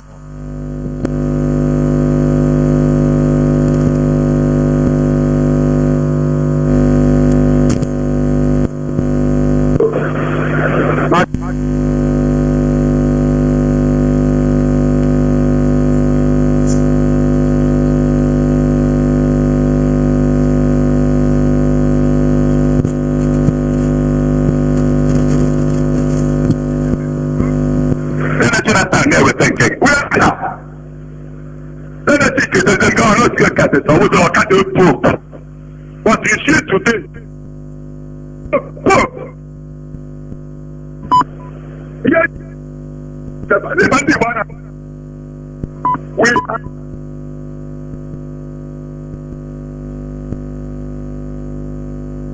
Mazi, what is happening to your voice? I don't know.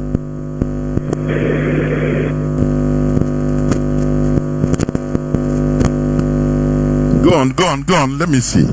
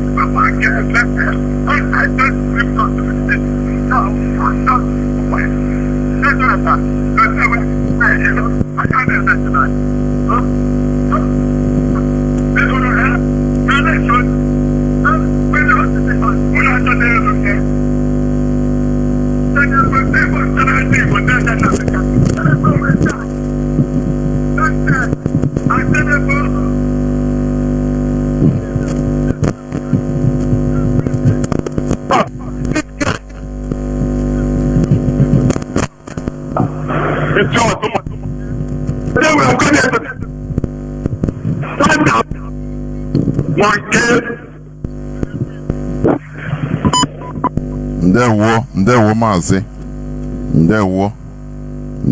Thank you very much. Ndewo. Caller on signal, thank you for being there for 30 minutes. Chineke, you're a patient person. The caller on signal, please go on. You have been there since 30 minutes. Go on, please. Can you hear me? Caller on signal. I can hear you, Mazi Jonathan. Mazi, Ndewo, welcome to the program. Mazi, we are listening. Biafra and lovers of freedom. Mazi Abona. First, before I proceed, good day to our Mazi on board. Mazi is the other day. In my heart to go Biafra, the hope na Biafra be so high. I am ready to Mazi Kuroko to support about the program or religious matter on Wednesday. Mazi, your father, I want to respect our daddy. But until we go for I will see what is not right, we must condemn it. We are Biafrans. We are not hero worshippers. Mazi Jonathan, and they will. After listening to the clip you played before you open your line, I begin to understand that the problem, there has never been peace in this world. The peace has been the peace of the survivor, because there is no peace for the oppressed. There is no peace for you that is being conquered. They can never have peace. Because as the kingdom of God suffered violence, violence takes it by force. This thing they said they are talking about Africa.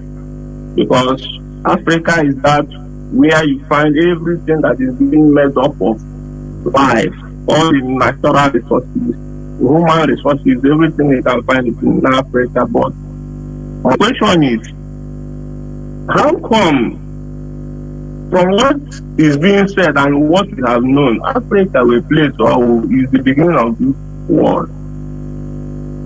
They began the race of humanity. Now, for them to begin the race of humanity, how come Africa and our people were being conquered and reduced to barest minimum, to people who can be used for whatever reason?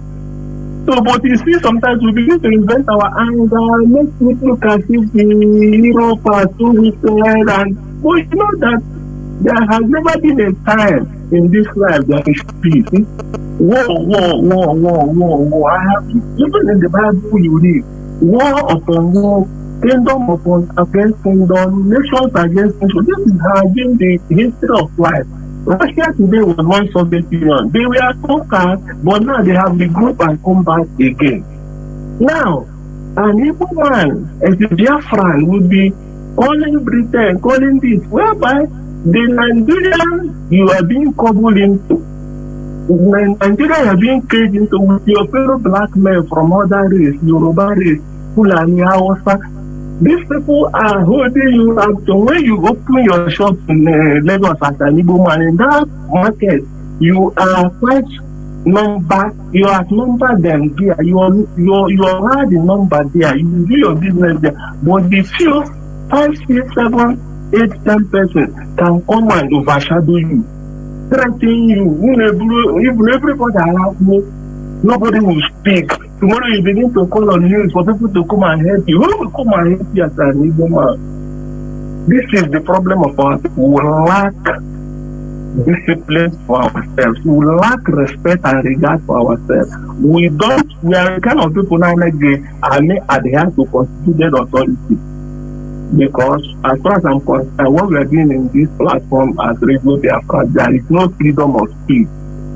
Because people who are anchoring the program, I believe they sign code of conduct. This is why I couldn't anchor the program.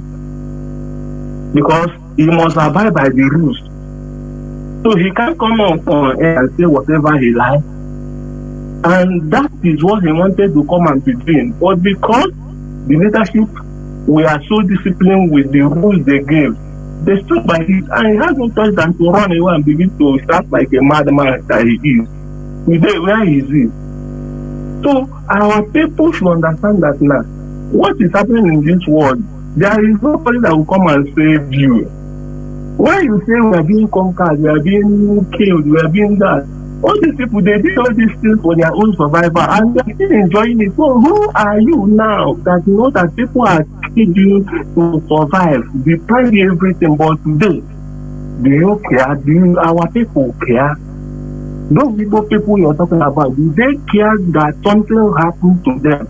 Are they not all over the places? Today, you go to embassies, they are the ones passing from running away. If they get money, they want to run outside country. Lagos, everywhere, they are migrating. It has become a normal thing. So, if you look inward what is happening to us, anyone people, they are name one slave, name one common, name one people who others will see as people who cannot even think for themselves. Because we always like to blame outsider for our problem, whereby we have people like you. I heard him on a program, everyone named the address. What is he saying? That he didn't say that they should come back east, that they are planning to build a market in the 36 states of capital in Nigeria. Look at the mentality of somebody who wants to governize his people, who is the leader of the people. So you're living there from a strange land. You don't want to build where you come from. How can you be respected when your place is not okay? A white man has the right to come and tell you that you are not worthy of a human being because you can't provide for yourself. Today we have land, we have materials, we have everything, but we don't know how to harness some of these things. It's this same white man that came and begin to find some of these things to teach us. So you can see from the one who have not really accomplished anything as it is, apart from the fact that our internal leaders was made to do food and save us and handed the mantle of leadership to our leader in the Kano that is holding firm today for us to get Biafra. This is only dignity of Igbo man, Biafra. And this Biafra is not only Igbo, it encompasses other religions, other ethnicities that make up this Biafra. So when we are talking about issues on Biafra, let's always focus on this Biafra that our leaders gave us, so that we can accommodate every other region, so that we can so that we can go in that route and get what we want. Because if we say anyone people can do it alone, we want to make it a personal thing. No, we can't achieve it because the more you do your own greater, that will not be informed, that will not be issue that they are common.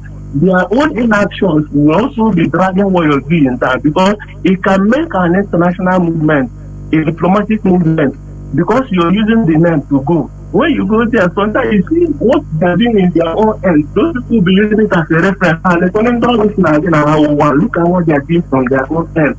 It becomes a problem that has been inside you. So let's always imbibe by that spirit of unison, encompassing every who can cry of Biafra. That's why I appreciate our brother Mazi for his wonderful job of uniting our people. It is a welcome development. Mazi, we must get Biafra on condition of our liberty of our liberty what we ask for. Mazi, thank you very much. We will continue. For your information, here Mazi Ezekulie has no problem. He's a veteran. You know, when we are in the business of the people,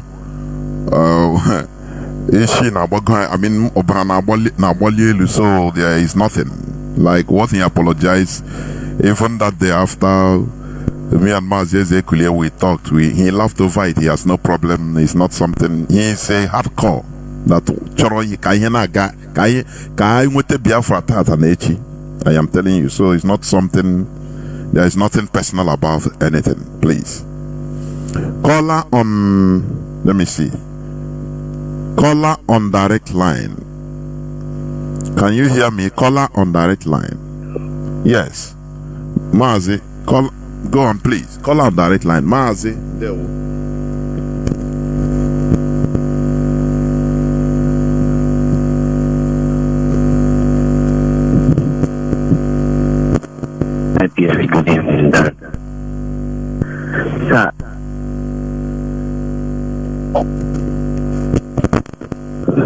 When I hear I'm 2 weeks after independence that we are domineering. Not the brother from some part of Africa that you played his presentation, addressing some group of people somewhere. They use that word again, that they think we are domineering Africans. Now, I'm trying to find out the opposite of domineering, and it seems to be, I think it should be a word called meek. Now, because when Nnamdi Kanu said, open the depot in Warri, open the one in One, open the one in Port Harcourt, and don't need it to do that. Means that he's domineering. Does it mean that we are domineering? I see the question is because I want to really understand some vocabulary trying to propagate this in the plan that is making us to feel like we are low to this idiot, among ourselves. Because domineering simply means one who is, wicked in his act. You understand? Taking all oppressive, power to suggest others not to emancipate in their own simple social or cultural freedom. So I wonder why these people are always making us to feel like we are domineering. Keep that one apart. Another thing is this. I realize that this quest for freedom of Biafra has seemingly become a casual kind of thing from the platform of the Europeans looking over the Ethiopians, or maybe should I use the word us, who are so sincere to being emancipated from this slavery. Because why I'm saying this is this: each time we talk, these people feel we are not serious. And Mazi Nnamdi Kanu also made me to understand that he only needs, or should I use the word paraphrases, that the 100% are expected to do this work, which means IPOB is an evangelist, or on the rails of evangelism, preaching the gospel for the people, all Africans and beyond, to realize what it means to get freedom. Now, I also believe that most people who are there among the hundreds are not meant to be IPOB. You are meant to listen to IPOB and go in your own secluded area, improvise a way, whether you call it violence, whether you call it terrorism, or whatever you call it. You come out and you see the whole idiots who are looking at onto us as who are not, serious, or maybe we are complacent, and you see them realizing that we are serious in what we are doing. You see, I am not saying that the others say they are not doing well. That's perfectly okay. All we are doing is to pass the message to the whole world. But yes, the whole world are not seeing us as the do you know that I encountered a man of God tonight, this evening, a few hours ago. And he's telling me that all this thing, because each time I meet him, he was telling me that seeing him, Nnamdi Kanu, it's not the solution. I said, sir, why would we be talking a different thing? You also telling me as an IPOB, calling me Nnamdi Kanu. What has someone got to do with our conversation? He has tried his best, and you and your people in the pulpit are not helping us. He said, no, that is not the solution. I said, sir, what is your own solution? As perfect and as silent you are, what is your solution with your Adepoyo whatever having on that?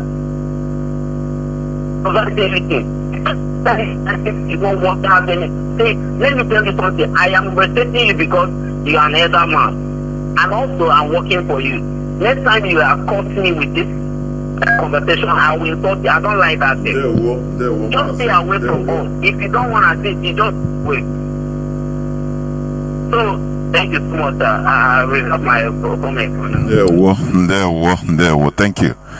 We must continue. I have a caller. Mazi Ugochukwu, can you hear me? Welcome to the program. You have been there since 15 minutes. Going to 16 minutes. Mazi, good evening from here. There were Mazi. Mazi. shall be well with you, and it shall be well with Onyendu and the leadership and all the principal officers and IPOB at large. I salute you. This your brother and your son who will call you from the UK. Mazi Jonathan, I appreciate you once more again. And I want to say something here. Sometimes I sit down quietly and I keep thinking about my people. Before Nigeria, there is Ndibo and there is Biafra. You know, one thing that baffles me, sometimes I think about Mazi Jonathan. I hope I'm coming out clear. Mazi, do you remember a man that they call Clifford Orji? Do you remember that name? Now, the reason why I'm going there is I just want to let our people understand something. The man they call Clifford Orji that they say was eating human being under the bridge or something like that. It was all over the whole news. It was all over the place. Clifford Orji. I hope people might remember that man. But you know what baffles me? Sometimes I ask my people, sometimes I keep asking myself, and when what is wrong with us? I ask myself that question. Sometimes it's like I don't get the answer. I want somebody to can tell me exactly what is wrong with us, because in our land they find nearly 80 bodies of Ndibo. These are Ndibo. These are not Fulanis. These are not Yorubas. These are Ndibo. Some of these, my brothers and sisters, are the people who are traveling to their various parts to go and do their business. They were stopped and marched in the bush by Fulani terrorists, and if their family didn't pay ransom, and they were killed. Sometimes I still one place where I keep thinking about these people. Just think about it. Your loved ones, you haven't seen him, and him himself there now know that he's going to be killed, and who is going to find at least his dead body and let the people, his family, see the dead Mazi, body. his people never see his dead body, his corpse. That is nobody cares.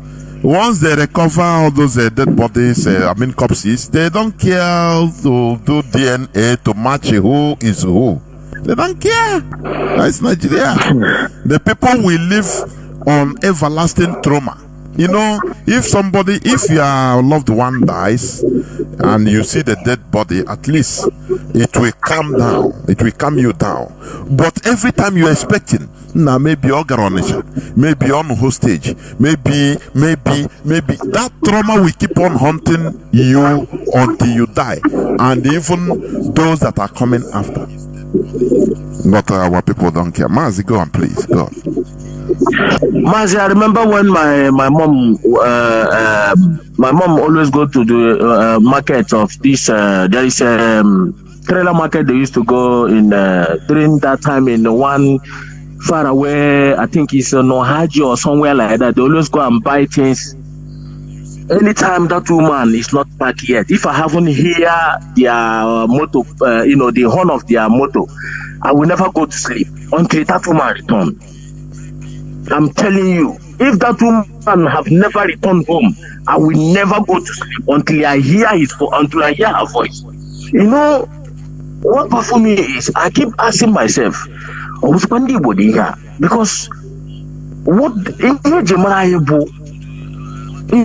you see, you have your brother feeling. You have that feeling of, even though if it's not your biological brother, you see these people that they find their dead body.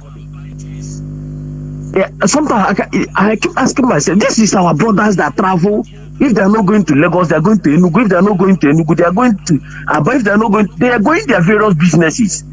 And we are killed in our own land, not even outside, in our own land. This atrocity was going on. 80 bodies. Some of them have started decomposing already. Do you know that none of this news today as making it as a headline. None of this news. This is genocide. Crime scene that was supposed to be. I even heard that some people even calling Oti to telling him to drop the case or telling him to, not to talk about even to apologize to the Fulani there. To apologize for making statements, for conducting all those searches. Unbelievable.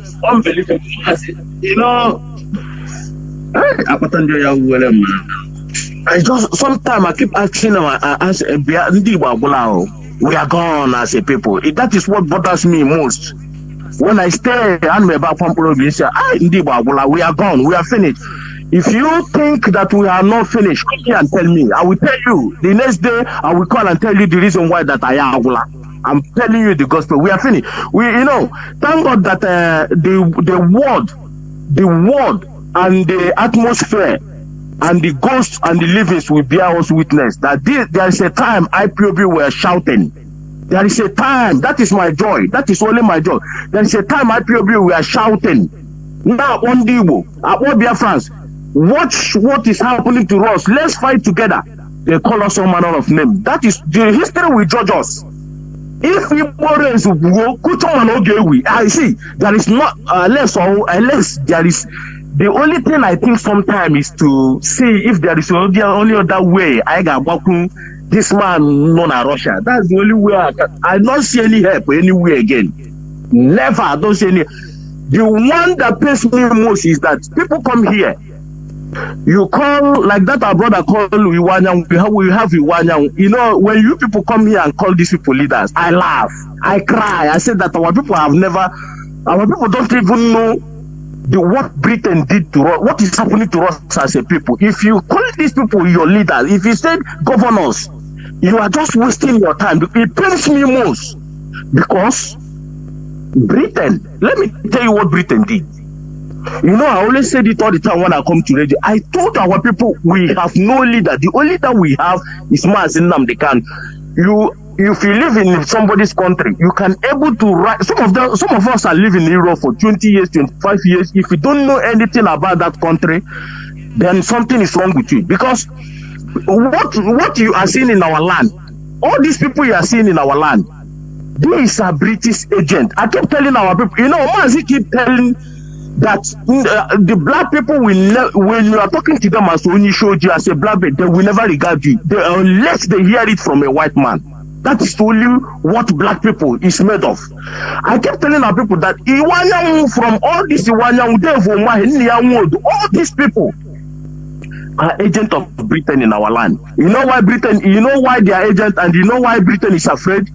Let me tell you something. Any country that committed genocide, yes, they always put it in a record. And that country has a dent in their name. If you don't know, if your country is being placed on genocide, that you have committed genocide, it's not good. It's not a good record for that person. Britain committed genocide against us.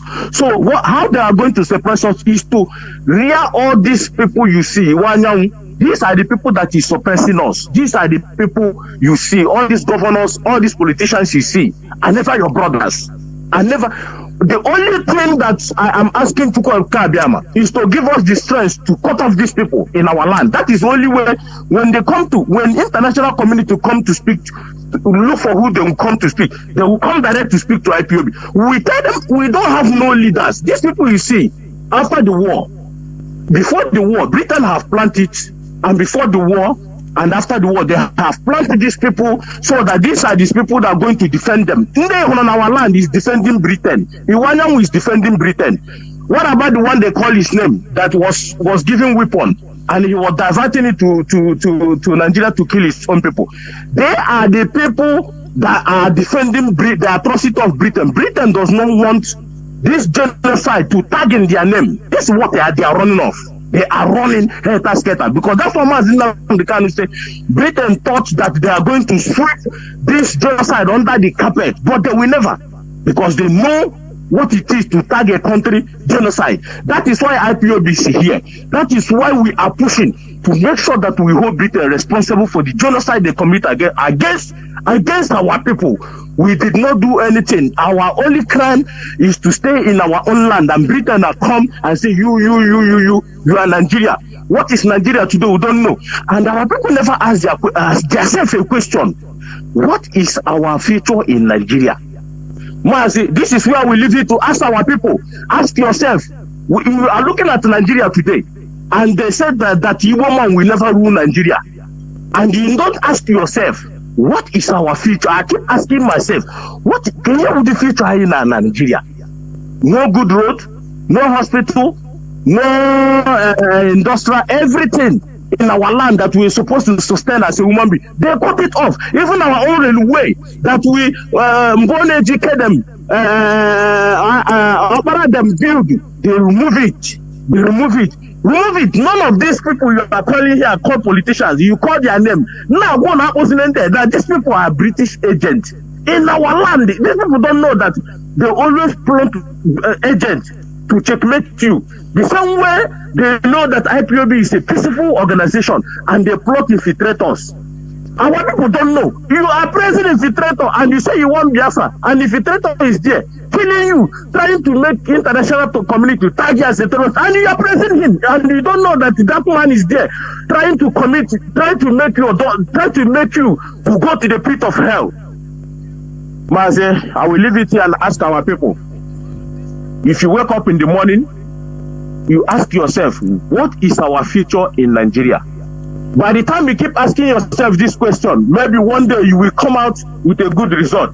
And please, stop coming to Radio Biafra, I plead, and say that these Igbo politicians, your governors, if they can do this, I will bet with my life. There is no any Igbo politician in our land that can do anything for you. Do you know that these 80 bodies of our people alone can trigger tsunami? Even the protest should be going on up to no even person even raise up. Nobody even protest. But according to protest, this one is not IPOB. But according to protest, that we must to know why. We must to know who killed all these 80 people. Everywhere, all the whole Igbo land will be shut down. But even now, say that we must know who these people, who murdered these people. It can never happen in Yoruba land, rather in Hausa land, where Igbo people are dominating in Ugwausa. They say that where they are doing their business, that they find two Fulani or Hausa people dead body. That time you will know that Nigeria is not for you. Mazi Ndewo. Ndewo Mazi, Ndewo. We must continue. Let me take these callers, last two callers waiting. Let me see. Caller on signal Mazi Madabuchuku.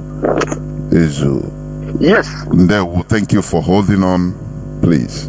Go on, please. Master Jonathan, thank you very much for your work for our motherland. Good evening, Biafrans and lovers of freedom. My name is Ifan Chukwumada Abuchi, and I'm calling you from the Netherlands. My brother, let me make some announcement before I go into some part of your submission tonight. The indigenous people of Biafra in the Netherlands invite you to our Eastern Security Network support program. This will come on 2nd of December. That is 2nd of December this year. And it will start by 3 p.m. That is 3 o'clock Central European Time. And the venue is Charity House by Madref 1239.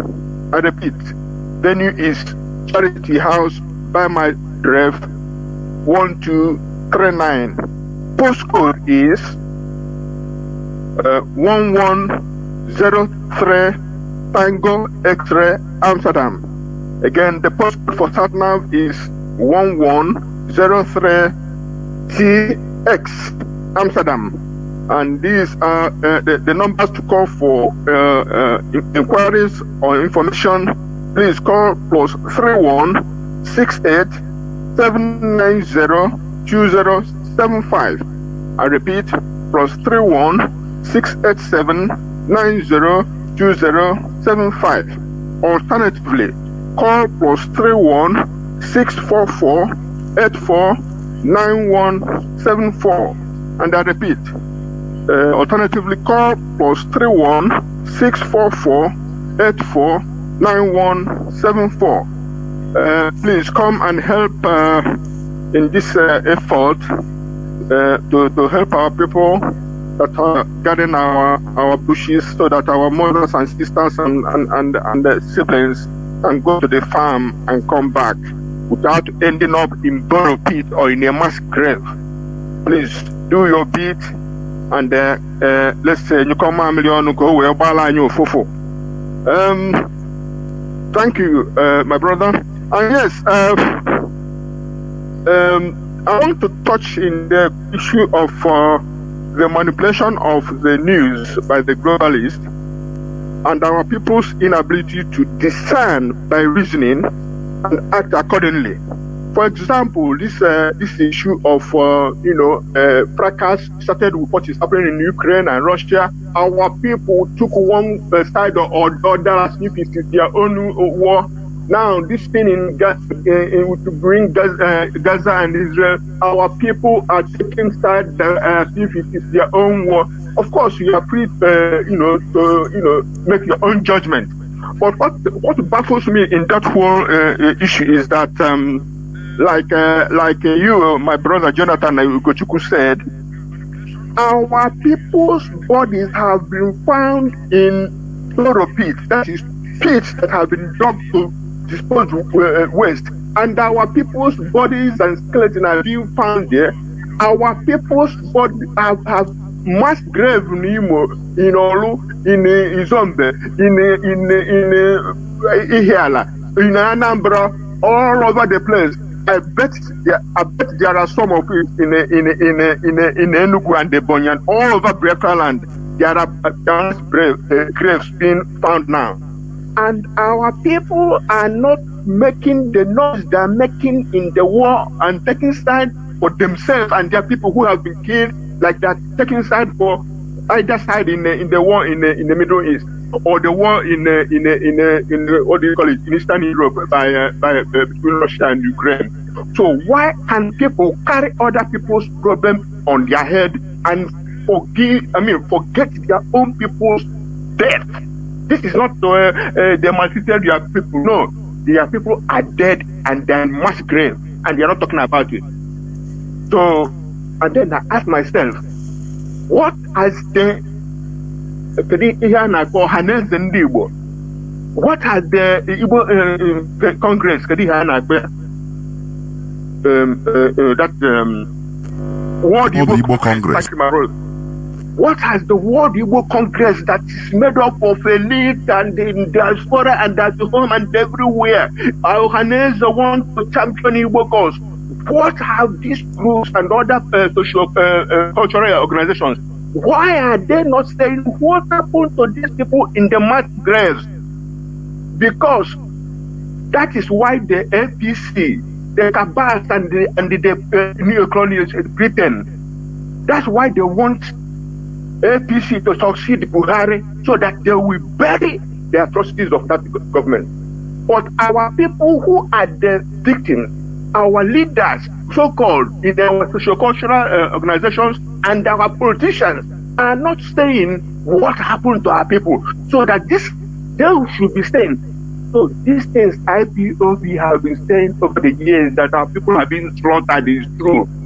Because it's not a question of criminality. If I want one dead body in the bush, this is a question of mass killing and mass burial, and it has to be done by a state actor, and it has to be investigated.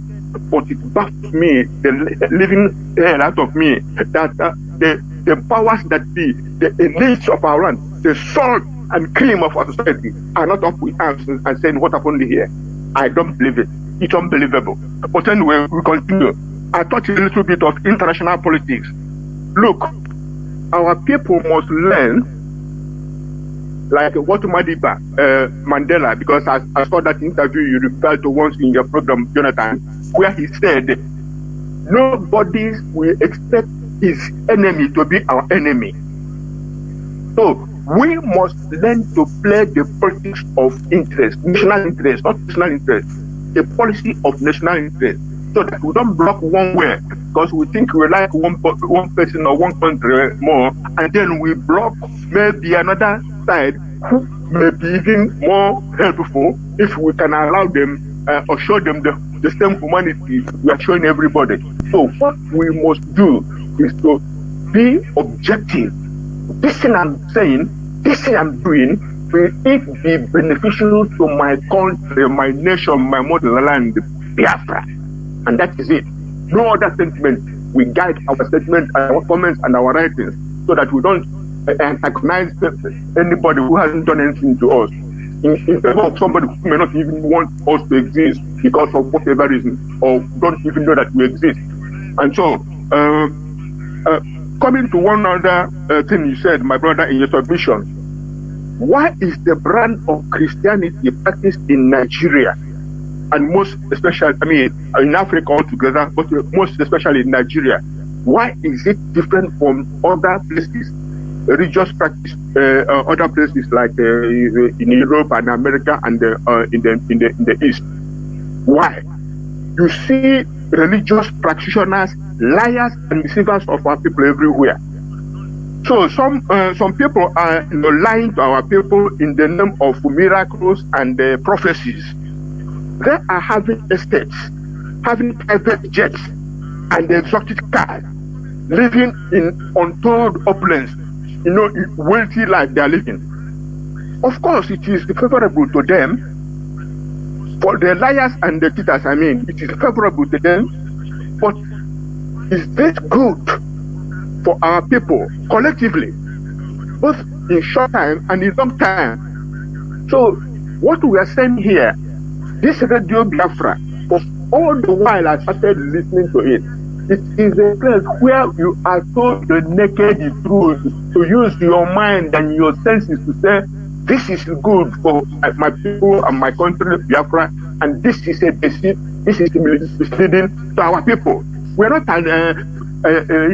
talking down on anybody or any group, but the seed, this miracle called, and people, somebody, imagine a preacher telling people that God heard, he called his father heard the snow in Colorado. He forget that we know that Colorado and Arizona and New Mexico and California are not snow-prone areas. They are kind of tropical. But the preacher is telling, Kadepo is telling the people his sheep, his sheep, not sheep, his lambs and sheep that are following him, that his father in heaven heard the snow for him because he asked him, and immediately he finished the program, he boarded his plane. 2 hours into the plane, the snow that had been hanging in air started to fall.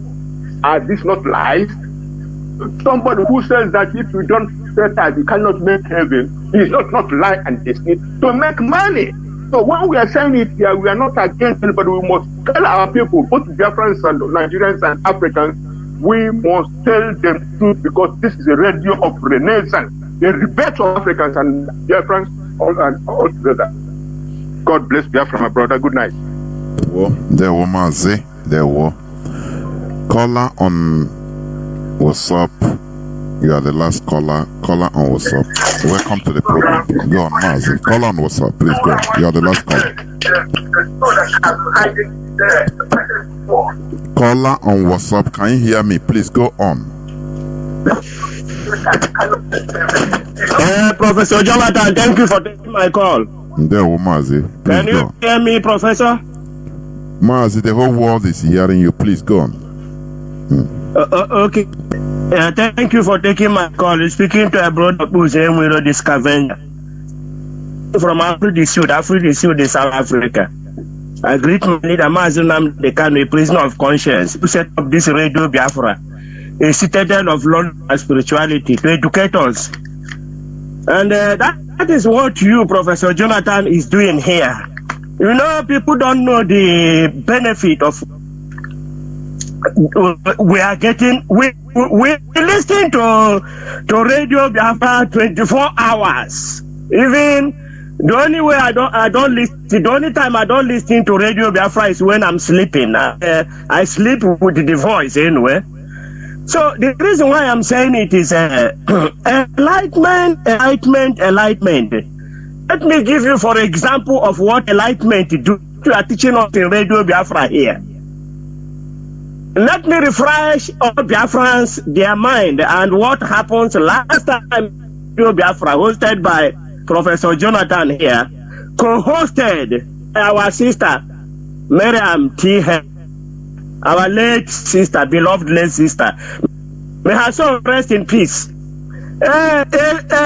You, somebody like me who is illiterate, who don't know anything, compare with a doctor. Do you know that one of our brother here, Dr. Donald Azubike, called Radio Biafra here and asked us who is our ancestors, what have our ancestors done?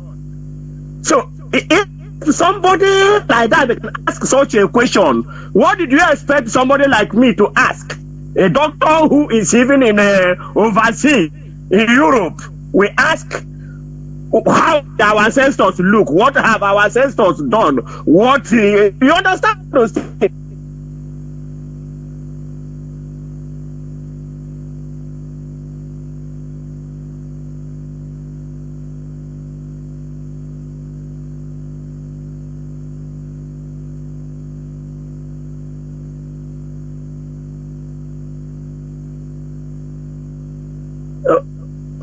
Okay, let's leave it that way. I'm just talking about our people to know that Radio Biafra is helping us.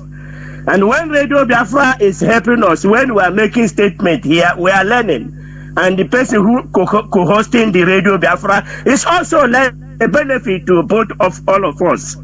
Let me talk to African leaders and even Africa. You know, when some of the Westerners say that we are barbaric or they kill, but who they kill is their opponent. They don't kill themselves easily like that. It's their opponent. And it's the people they wanted to conquer. It's where they gain something, is whom they kill. But now, is it the same thing with our leaders in Biafra land? Because that is what times I say that our leaders, these people we call our leaders, they are not really our leaders. They are just prison waters. Because if what happened in Anambra State and in Imo State is happened anywhere in the world, or anywhere, even in that Nigeria, enclave called Nigeria, in the north, there is nowhere. First of all the governors around the north, we first of all make a statement condemning.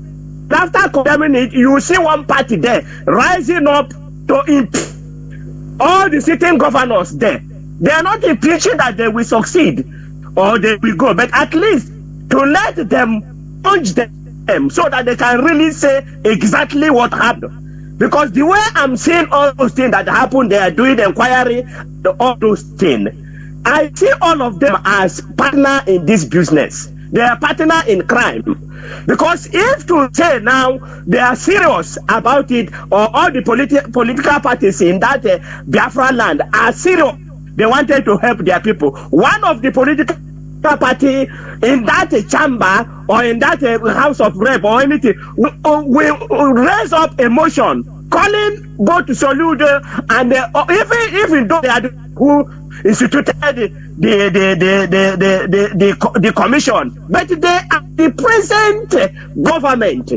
So it's unlikely that they will exactly say the truth, because the other people there will not allow them. And they themselves, how many times when did they start to kill these people? Have they killed for the first 6 months and dumped them? What is the governor doing then, the last 6 months? So that is why I say that they are all complicit in this crime. They're together doing this crime against us in Biafra land. That is what my own take about that. And I want to tell Biafrans that, the West, when they are thinking about us, we must also show example, like all these things that are happening. When we cannot rise and condemn when even our leaders cannot condemn bad thing, and we rise up and condemn outside? Why we cannot even? Dr. Professor Jonathan in Radio FM South Africa, I challenge one of the panelists there and ask him, did you people really know Africa history? This the one calling it, I don't want to call it. He said, you know history. I said, did you know that there was a place they killed more than 6 million people in this Africa, in that enclave called Nigeria? Did you know about it? He said, no, he know, but it's not up to what, it's not up to 6 million. I said, but I've never heard anybody talking about Biafra, because if it's 300 people, if that maybe it's over 1 million, but that 1 million people talked about it. Since we have been shouting, crying. No radio station in South Africa carry about Biafra news. No even radio, no television, no newspaper that write about Mazi Nnamdi Kanu. They only talk when they talk about the sensation. That's the name you hear from them. That's why we are against about all these leaders in Africa, because that is why I call them prison warders. They are not helping us. I want to serve the zoo and come back in shame. But when we were talking, he said, no problem. On top, I'm not like, I can't be, I want to be like Obiano after doing all he did. He flew away from Anambra State. They don't know that Anambra State is different from southern Nigeria. They know that you are stealing their own money. You see, any money that comes to Anambra State or Enugu State, they know, they term it as own money you are stealing. They didn't term it you are touching their money. That is why whenever they do in Biafra land and go, there is no governor in Kano State or in North kill like Uzodinma is killing, and they left him. They left him and others because they are killing. They are killing their people. They are helping them to reduce the population of the Biafrans, and that is serving their interest. They are serving their interest. And the Biafrans, there is nowhere in the world where they will find this type of mass grave. We spend everybody there, both the governor, all the House of Representatives, all the military apparatus there, they are all in it together. Because there is no how you can bury more than 10 people without who dig the hole, who dig those mass burial ground, who dig? Are there not people? Is it not people who give the command? Professor Jonathan, thank you for taking my call. First, I love you. IPOB members are my blood. Bye. There were Mazi. Thank you very much. This is where I'm going to end switch off the phones. Please do not call again. We have come towards the end of the program. But I want to make some comments, what we should like pertaining things that we have said, comments of our people, callers, like when we talk about the world we are in, like Mazi said sometime, the caller, we are in a world that we have there has never been a time in this world where there is no war. As long as human beings exist in this world, recorded history, there have been wars, there have been no peace. Because, we are in a world where human beings are different. Where some feel that they are powerful, you cannot be regarded as powerful unless you practice your power, you exhibit your power. That is it, and that is how humans are. Right? Just imagine, we all grew up, we all socialize as we are growing up in the midst of people, mostly boys, men. When we are little, even if we are playing football, before you know, there must be fight. As boys of 10 years, 11 years, 12 years, there must be fight. We are friends, so But there must be that showcase of I can beat this person. Anyhow, whether you are going a guy to a banko or week too many, or to play football, or anyhow, as long as a group of children gather, there must be quarrel, there must be fight. So that is what is being exhibited in the wider world. It's natural. Wars, it's natural.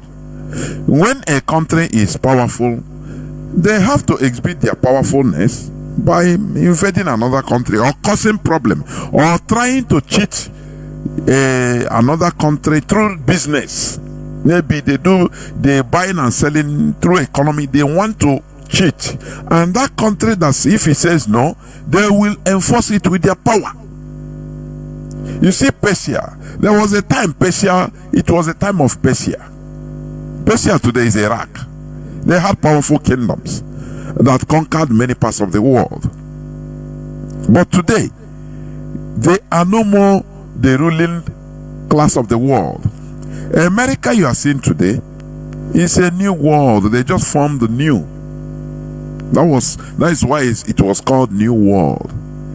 Europeans gather there and colonized there, killed the indigenous population and took over.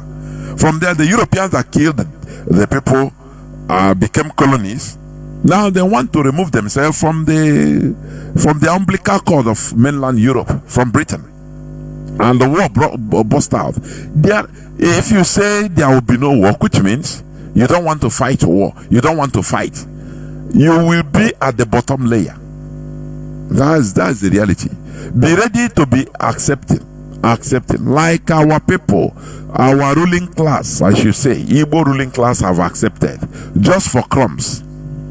They have accepted to be accepting everything, be water, as long as they are getting little thing out of, just to accept everything.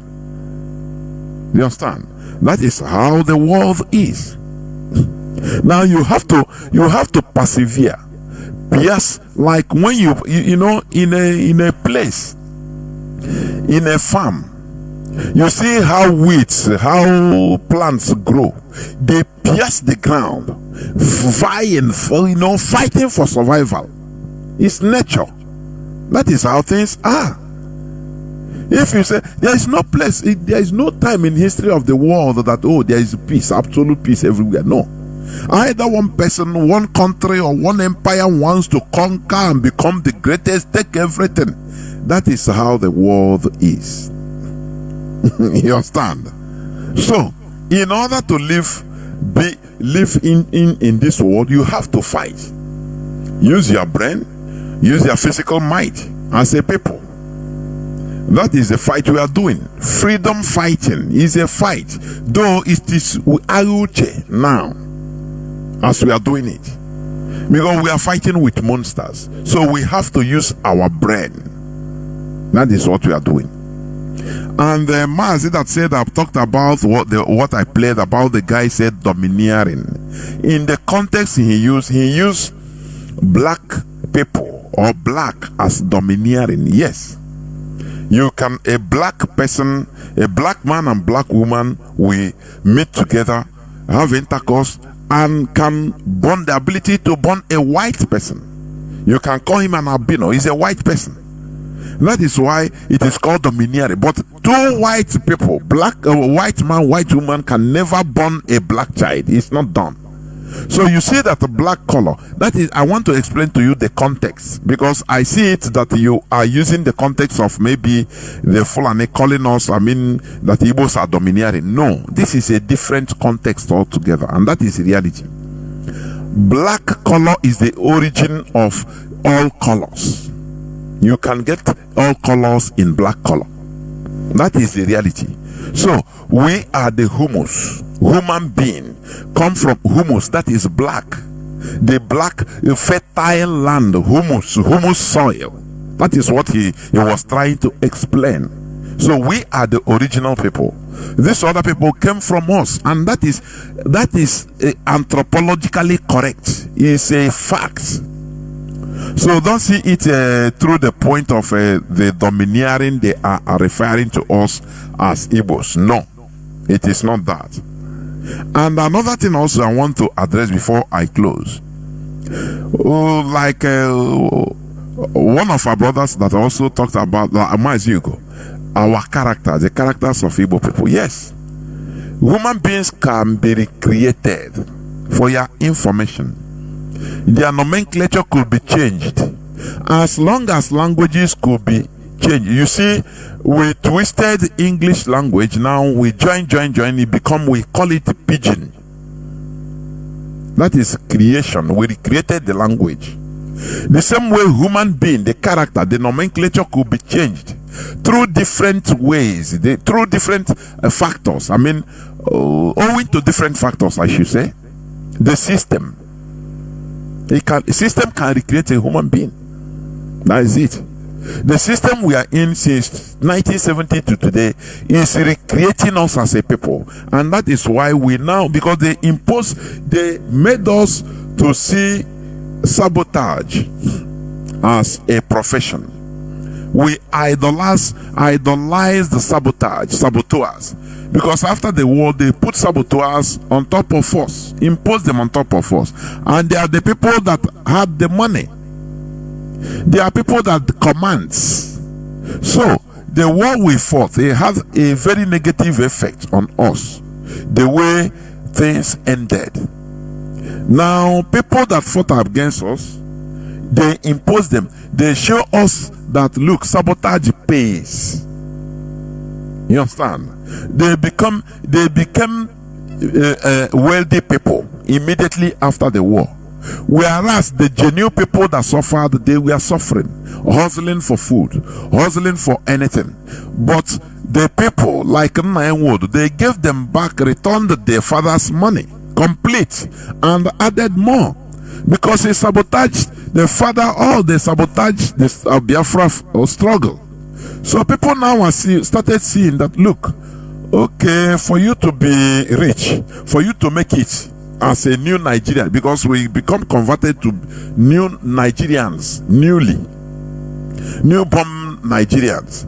Oh, for you to become wealthy, to succeed, to have contacts, you have to sabotage your people. You have to turn against your people. Since 1970 to today. And that thing started changing our behaviors. Started making us, do everything against ourselves in order to survive. That is it. It shows that human being can recreate human beings. It's true. It's true. So the example is us. The character many of us are exhibiting today is not our original character. It was something artificially inculcated in our character. Because as we say, na njo bafo ya buruzio menala. It is reality. When they continue pushing on, saboteurs, people that are against our people, they became in charge, political policy makers in our land. If you talk against them, they invite our enemies. The military will come and kill you. They will give them people power to kill you, kill the people, kill them, their brothers. And others will keep quiet, others will now become loyal. That is conquest. You understand me? That is conquest.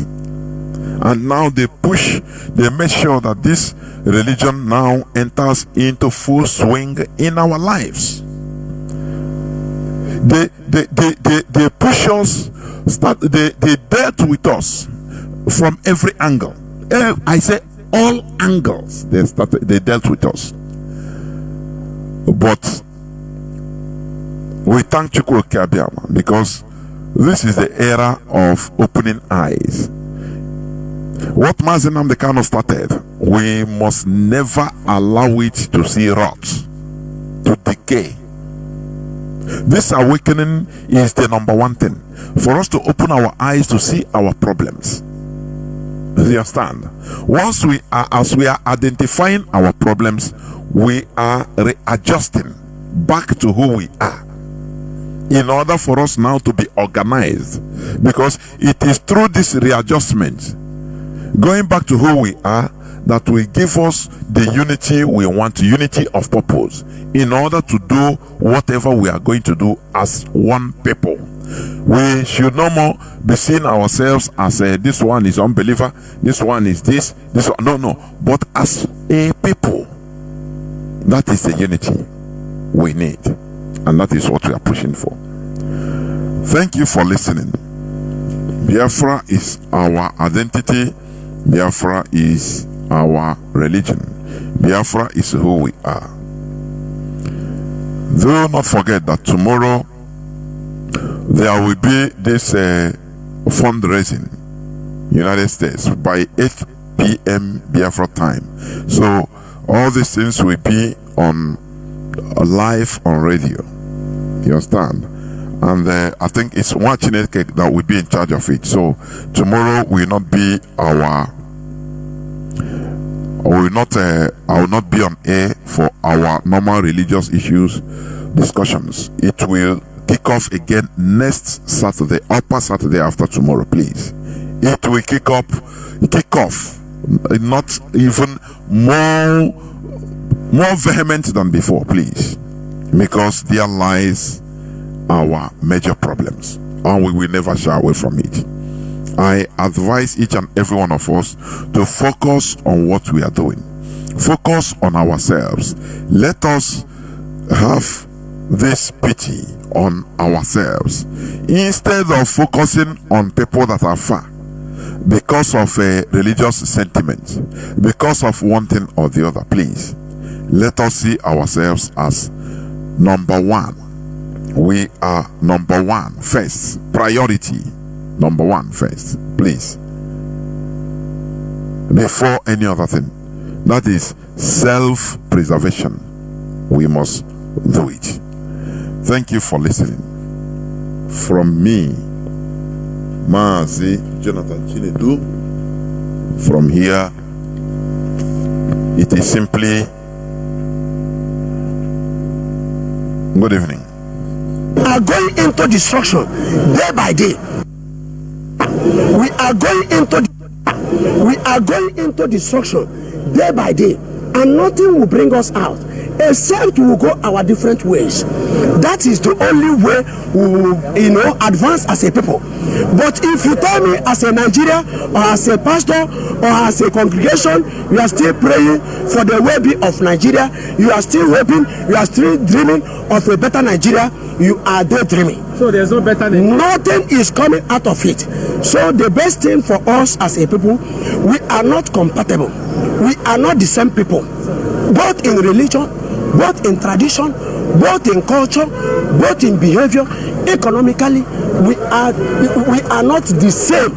So the best thing for us to all go as a separate way, go our separate way to enhance our individual destiny. What can an individual, Nigerians, do to achieve this separation?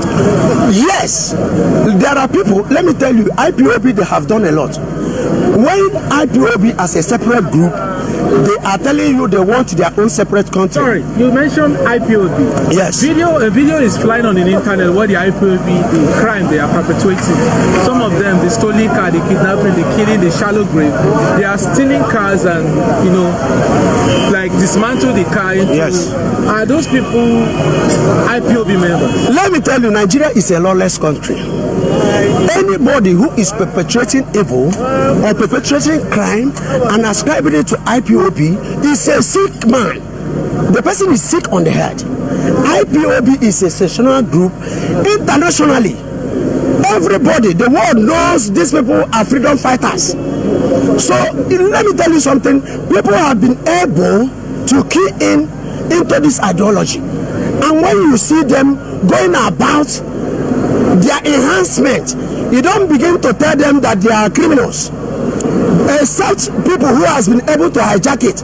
Let me tell you something. There is state-sponsored terrorism going on in Southeast. The state itself are the ones sponsoring the terrorism in the state, going about killing individuals, killing occupants, killing burning their houses, destroying their properties. So when you go to Imo State, what you are seeing there is state-sponsored terrorism, where the states who we have voted in or who came through the back door are now going about killing people who they swore to protect their lives and their property. Are not IPOB members. These people are not IPOB members. Let me tell you something. How do you differentiate? You will not, because we are totally locked down in a lawless country, whereby the man in the heads of affairs has been able to forge his own certificate in order to compile the position. What do you think the remnants will be? What do you think the citizens will be? The man, the first man, who is the president of the country, is a criminal. He is impersonating. You understand? The result he did. But that was your candidate. Let me tell you something. Yeah, I'm listening. Nigeria, we are not talking about candidates now. That was the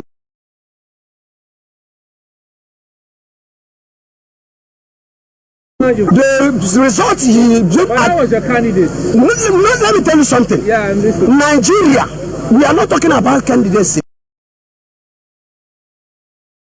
now. That was the